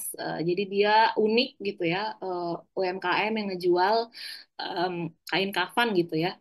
Mungkin sebelum-sebelumnya nggak pernah kepikiran tuh untuk jualan live streaming tapi jualan kain kafan gitu, karena biasanya kematian itu kan eh, apa ya, image-nya tuh dekat dengan kayak ya sesuatu yang mungkin em, takut gitu ya untuk dibicarakan kayak gitu. Tapi si Kafan ini ngebahas dari segi yang ya light lah, yang ringan, bisa ditambahin humor juga apa segala macam, pembawaan si hostnya juga enak kayak gitu. Terus yang kedua, nah ini ada The Legend and the Myth Tante Lala gitu ya, dengan gaya khasnya gitu yang colot. Halo, kok Iya, Kak. ya, Ah, ini aku masih masukkan suaranya ya Kak. aman-aman, Kak, aman. Oke. Nah, ini ada Tante Lala gitu ya, dengan personalnya yang ciri khas gitu ya, yang gaya marah-marahnya, terus dia pakai bahasa daerah asalnya kayak gitu, terus mungkin dari segi penampilannya juga yang mungkin beda-beda gitu ya, tiap live-nya dan segala macam gitu. Dan ini yang ketiga, ini ada sempet rame tuh live tapi kayak ditinggal gitu, tapi cuman teks doang. Nah, ini tulisannya kayak pabrik kami tutup, bos kami melarikan diri. Jadi semua produknya kami jual murah di keranjang kuning. Nah, itu tuh sebenarnya strategi aja supaya orang-orang tuh tertarik untuk cari tahu dan ya udah kepo sampai akhirnya ada konversi lah, ada penjualan di situ kayak gitu. Dan ini template kayak gini cukup banyak juga digunakan gitu ya. Nah, yang terakhir ini eh, mungkin kalau untuk yang suka drama akan suka ya mantengin live ini berjam-jam. Jadi ini apa namanya live streamer tapi dia ala-ala kayak drama Indosiar gitu. Jadi ada storytellingnya gitu di dalam si live streaming ini. Jadi dia nggak terlalu menonjolkan banget sih produknya sebenarnya kayak gitu. Jadi malah dia ngejual drama di dalam live-nya itu gitu. Tapi entah kenapa ini tuh engagementnya, interaksinya tuh ternyata cukup tinggi juga kayak gitu. Nah mungkin dari keempat contoh ini Bapak Ibu atau teman-teman punya ide lain gitu ya untuk ya bikin strategi menarik supaya audiens tuh tetap stay gitu ya di live-nya Bapak Ibu atau teman-teman sekalian sampai akhirnya nanti ada konversi gitu ya penjualan gitu yang terjadi. Kayak gitu sih. Gitu dari aku, Karira, atau mungkin dari teman-teman ada yang mau bertanya dulu. Ini kita udah Oh, di end of session ya, berarti. iya betul, Kak. Oke, dari mungkin kita masuk ke sesi Q&A ya. Mungkin aku untuk teman-teman yang mau bertanya langsung, aku batasin di satu penanya langsung ya, Kak ya, karena kita keterbatasan waktu ya. Boleh dari Kak Puspita Dian. Halo. Iya, halo Kak. Ya, halo, Kak Dian ya. Iya, ini langsung Ya, aja Kakak. Ya, langsung aja silakan kalian mau apa ya ada pertanyaan apakah? Iya Kakak, aku mau nanya ini kan terkait ngebahas terkait tentang di awal kan strategi sosial media ya Kak. ya. Nah, aku tuh kebetulan aku punya kerjaan aku tuh kurang lebih memanage sosial media Kak. Nah, Hmm. eh, dan aku pun masih pemula sih di sini di sosial media kayak bagian ini. Nah, pertanyaan aku tuh eh kayak terkait penguploadan konten sih Kak untuk di Ya, sosial media. Kayak misalkan per hari itu kita tuh lebih baik tuh mengupload eh, satu atau bahkan lebih dari dua video atau konten gitu sih. Kayak sudah itu aja pertanyaannya, Kak Dian. Sudah Kak Dian? oh iya Kakak, jadi yang paling efisien itu kita berapa konten sih yang harus diupload dalam per hari atau per minggunya sih Kak? Asik. Oke, terima kasih buat pertanyaannya, Kak Dian. Ini aku langsung jawab aja atau gimana, Kak Rira? Iya boleh langsung dia aja dijawab Kak. Nanti kita ke slide dulu. Oke. Kalau untuk berapa banyaknya konten yang efektif untuk diupload gitu ya, sebenarnya itu balik lagi dari em, model bisnisnya kita yang kita jalanin itu seperti apa, kayak gitu. Karena kalau misalkan akun sosial media yang jualan kayak gitu, setidaknya memang ada satu konten per hari. Kenapa? Itu untuk ngerimain audiens satu, dan yang kedua itu untuk kayak ngasih tahu atau ngasih lihat ke si platform media sosialnya bahwa kita adalah pengguna yang aktif. Tapi kalau terlalu banyak pun takutnya nanti itu consider as spam gitu. Jadi aku bisa bilang maksimal banget yang bisa diupload itu 3 sehari gitu. Setidak-tidaknya ada satu sehari. Tapi kalau misalkan dalam seminggu mau em, bukan bolong-bolong ya, maksudnya kayak nggak setiap hari ada itu juga nggak masalah gitu. Setidaknya dalam seminggu itu minimal banget itu ada 3 lah seenggaknya gitu. Jadi setiap 2 hari sekali itu ada upload konten kayak gitu. Nah itu balik lagi ya objektifnya kan kalau misalkan untuk jualan kan supaya uh, ke notice ya gitu, naikin exposure sama awareness-nya juga. That's why semakin banyak konten yang diupload, seharusnya secara logika semakin banyak juga exposure yang dihasilkan gitu, ya kan? Cuma balik lagi apakah konten tersebut works atau enggak secara performance itu cukup bagus, cukup menarik untuk dinikmati sama audiens kita apa enggak. Nah, itu yang sebenarnya perlu kita pelajari, yang perlu kita telaah. Jadi, kalau aku bisa kasih suggestion ke kalian, kamu bikin timeline aja, Kak. Jadi misalkan dalam sebulan ini gitu ya, atau seminggu ini deh, nggak usah terlalu panjang sebulan.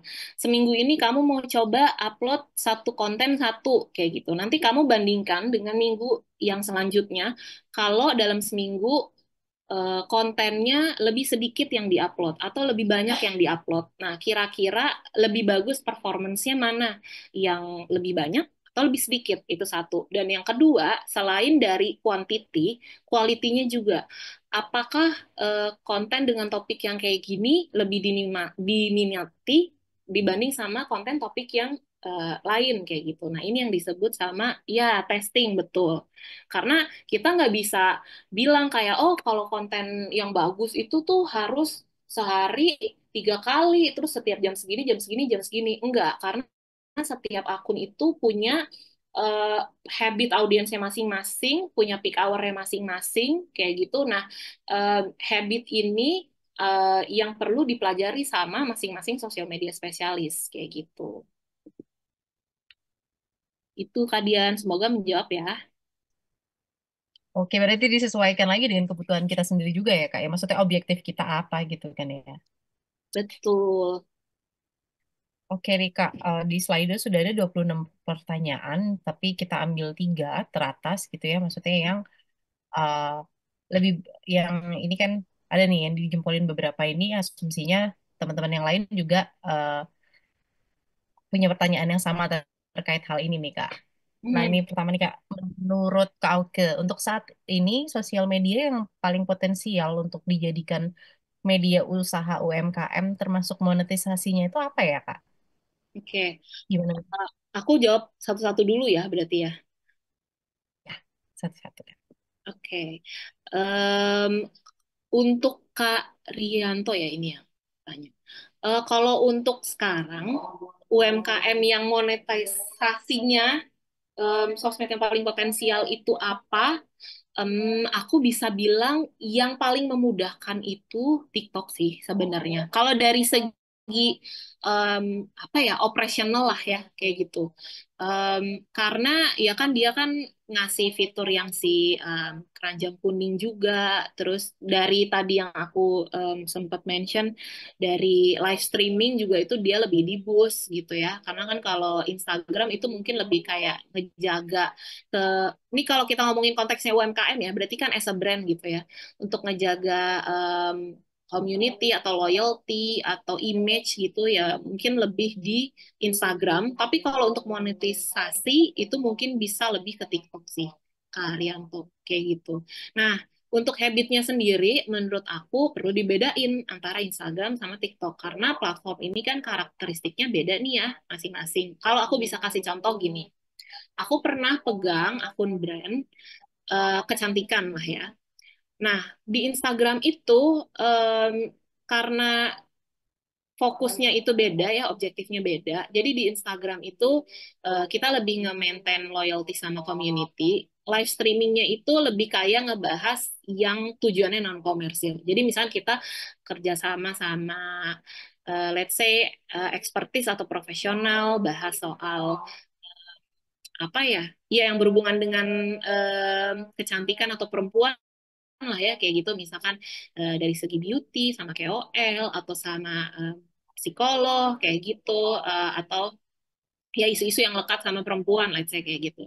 Nah di TikTok itu baru kita bisa lumayan hard sell let's say kayak gitu. Jadi um, kita bisa ngelakuin live streaming berjam-jam di situ dalam satu hari itu mungkin cukup panjang durasi live-nya, tapi ada shift-nya gitu. Nah, itu ternyata lumayan juga gitu ya di situ. Jadi sesuai fungsinya gitu di apa namanya fungsionalnya dibedakan lah antara si satu platform sosial media ini sama yang lainnya kayak gitu.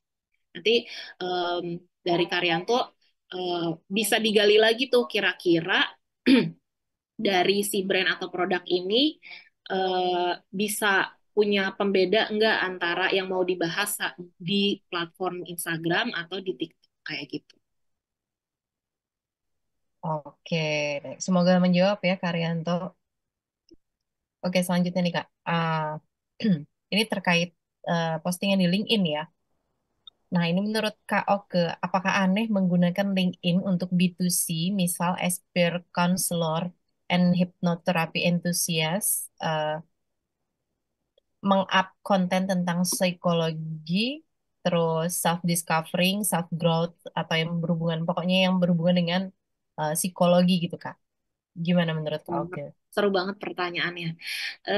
Thank you Anonymous, aku nggak tahu siapa yang nanya. Tapi em, jawabannya as peer counselor and hypnotherapy enthusiast, up konten psikologi di LinkedIn itu enggak apa-apa banget. Karena kenapa? Selain untuk B2B, LinkedIn itu juga bisa digunakan sebagai personal branding. Itu. Jadi, tapi sebenarnya apapun sosial media itu bisa digunakan sebagai personal branding. Cuma balik lagi kan karakteristik platform sama audiensnya kan beda-beda nih, ya kan? Nah, mungkin kalau di LinkedIn perlu ditetapkan nih kayak jenis konten apa dan treatmentnya seperti apa yang di-up di LinkedIn kayak gitu.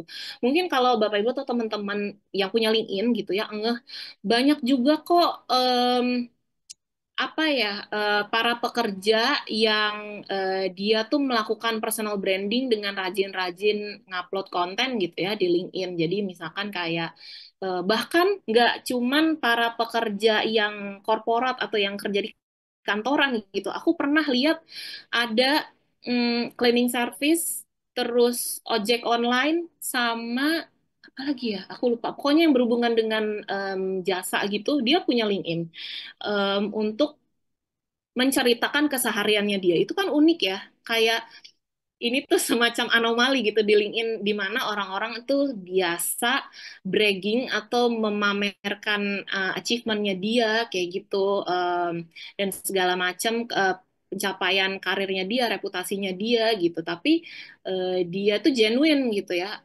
menceritakan soal kesehariannya dia yang mungkin itu tuh ngedrive interaksi yang eh, lebih genuine, lebih lebih real lah ya kayak gitu. Jadi kayak ada orang yang justru ikut menyemangati atau bisa relate atau bahkan nawarin kerjaan ke dia gitu pada akhirnya gitu. Jadi menurutku sah-sah aja, nggak apa-apa mau pakai LinkedIn untuk B2C, misalkan kayak untuk hipnoterapi, kayak gitu, atau peer counselor, kayak gitu, untuk bahas psikologi, self-discovering, self-growth, selama itu disesuaikan sama karakteristik platformnya.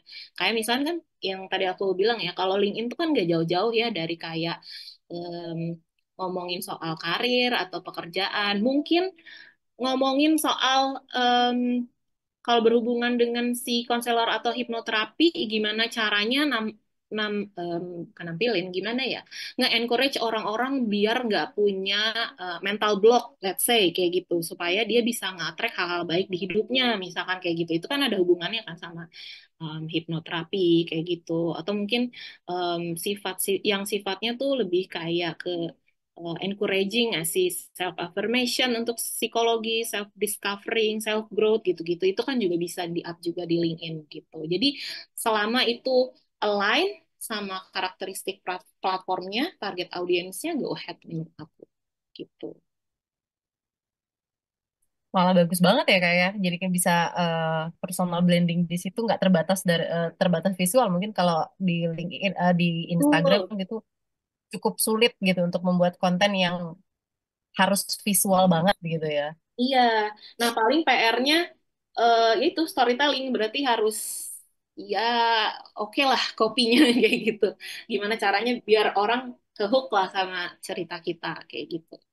Makanya aku pas baca si Betul. yang ojek online sama cleaning service kalau nggak salah waktu itu di LinkedIn tuh kayak kayak kayak terbiasa bercerita aja gitu. Bagus sih. Ya, bener banget itu Kak. Padahal storytelling itu paling susah tuh Kak.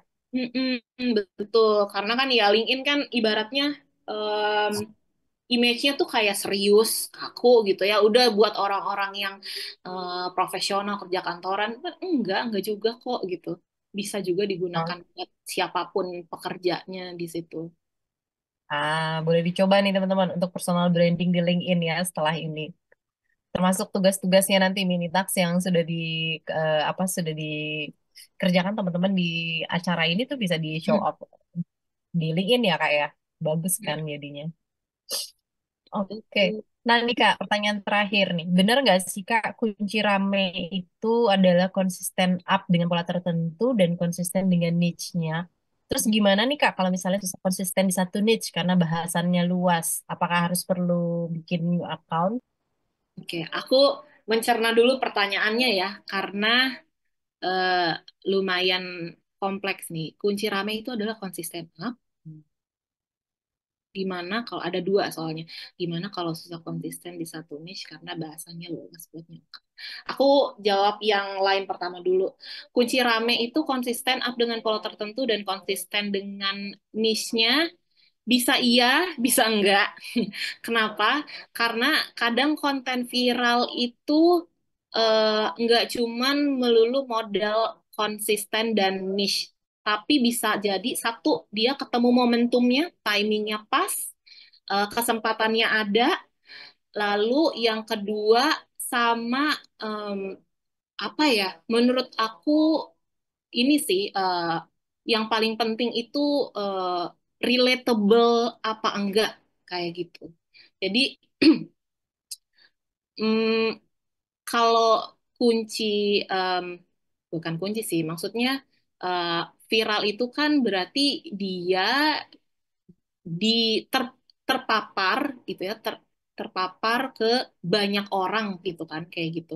Jadi em, kuncinya dari si viralitas ini nggak cuman dari konsisten dan niche-nya aja. Kadang tuh nemu sama momentumnya, timingnya pas apa enggak, kesempatannya ada apa enggak, sama yaitu si em, cukup relatable gak konten ini untuk dinikmati sama banyak orang. Karena kan viralitas itu kan berarti kan terpapar ke banyak orang gitu kan. Nah, itu yang ngebedain kepaparnya apa enggak. Satu, kalau cuman kayak, oh ya udah gue dapet nih FYP ini, tapi nggak ada interaksi yang terbangun gitu. Berarti kan itu cuman ya udah kepapar aja, tapi nggak ada engagement atau interaksi yang terbangun di situ. Tapi kalau misalkan ditambah sama relatability itu kayak tadi yang aku bilang gitu, itu kan ngedrive kita untuk ada eh, emosi yang tertuang di situ, ada interaksi yang terbangun gitu. Karena itu eh, menurut aku akan jauh lebih em,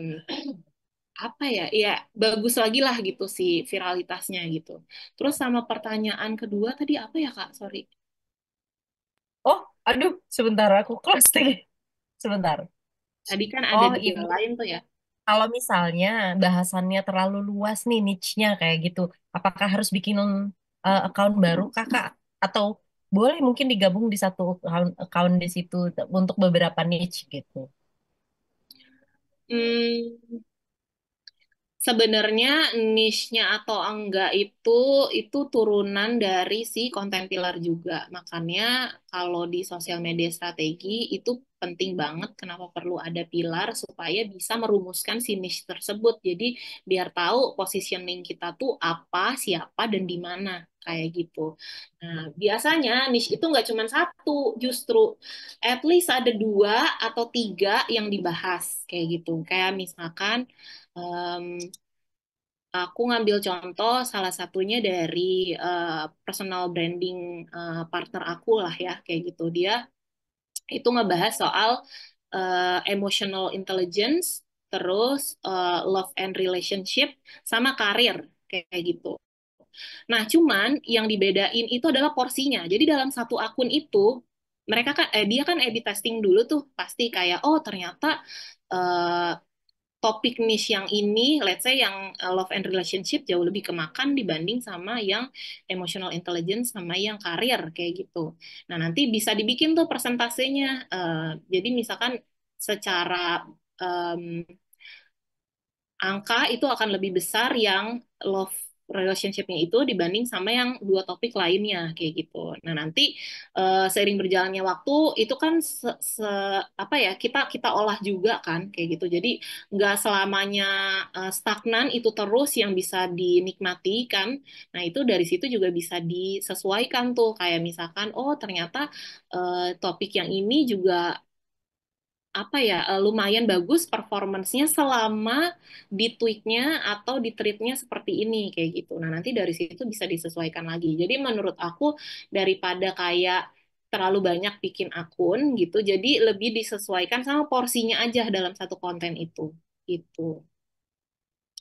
Oke, kalau begitu Kak. Berarti tinggal disesuaikan aja ya. Betul, karena kalau misalkan mau dibikin banyak konten sesuai niche-nya satu-satu, em, personal brandingnya jadi bingung menurut aku gitu. Karena apalagi kalau tujuannya memonetisasi, menurut aku ya gitu. Oke, oke.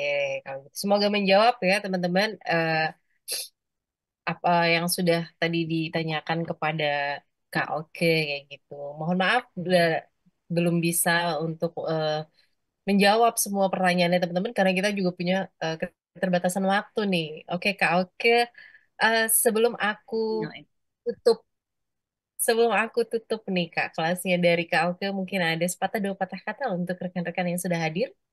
Waduh, apa ya? Aku kayak ditodong speech gitu. Paling kalau dari aku terima kasih buat teman-teman semua yang udah meluangkan waktunya untuk hadir di sesi siang ini. Yang puasa semoga puasanya lancar ya. Terus semoga apa yang disampaikan tadi bisa diserap dengan baik dan dipraktekkan, nggak hanya diserap, semoga gitu ya, dan semoga useful gitu ya, bermanfaat, berguna, bisa nambahin insight-insight baru. Em, Terus aku juga mau mohon maaf kalau misalkan tadi ada kendala sedikit ya dari aku, batuk, terus dan lain-lain lah pokoknya mungkin ada kesalahan dari aku kurang enak menyampaikannya atau kurang Iya, sama Kak. ditangkap dengan baik gitu ya. Nah, bagi teman-teman yang ingin order kaos, silahkan bisa order di marketplace Shopee, Tokopedia maupun Lazada. Caranya tinggal ketik Muhammad Ervando. Tentunya banyak pilihan kaos keren yang bisa teman-teman pakai yang cocok buat nongkrong, hangout ataupun gaya sehari-hari ya. Dan tentunya nyaman dipakai, tahan lama dengan desain yang unik, eksklusif, bahan premium dan kualitas terbaik ya. Nah, tentunya dengan banyak pilihan kaos keren, silahkan teman-teman bisa order satuan boleh, lusinan boleh, apalagi borongan silahkan. Nah, untuk kaos lengan pendek silakan teman-teman bisa klik di Shopee, Tokopedia, Lazada, ketik saja Muhammad Ervando. Nah, untuk kaos lengan panjang juga tersedia di marketplace Shopee, Tokopedia, Lazada. Cuman ketiknya Vando Official Shop. Jadi teman-teman sama bisa pilih untuk kaos lengan panjangnya dengan kaos keren, dengan desain-desain yang keren, eksklusif, dengan bahan premium. Nah, ada banyak pilihan, silahkan teman-teman bisa order satuan, lusinan, ataupun borongan, silahkan ya. Tentunya tersedia ribuan produk, silahkan teman-teman bisa cek satu persatu. Nah, silahkan bagi yang ingin order bisa ketik di Shopee, Tokopedia, Lazada, ketik Vando Official Shop.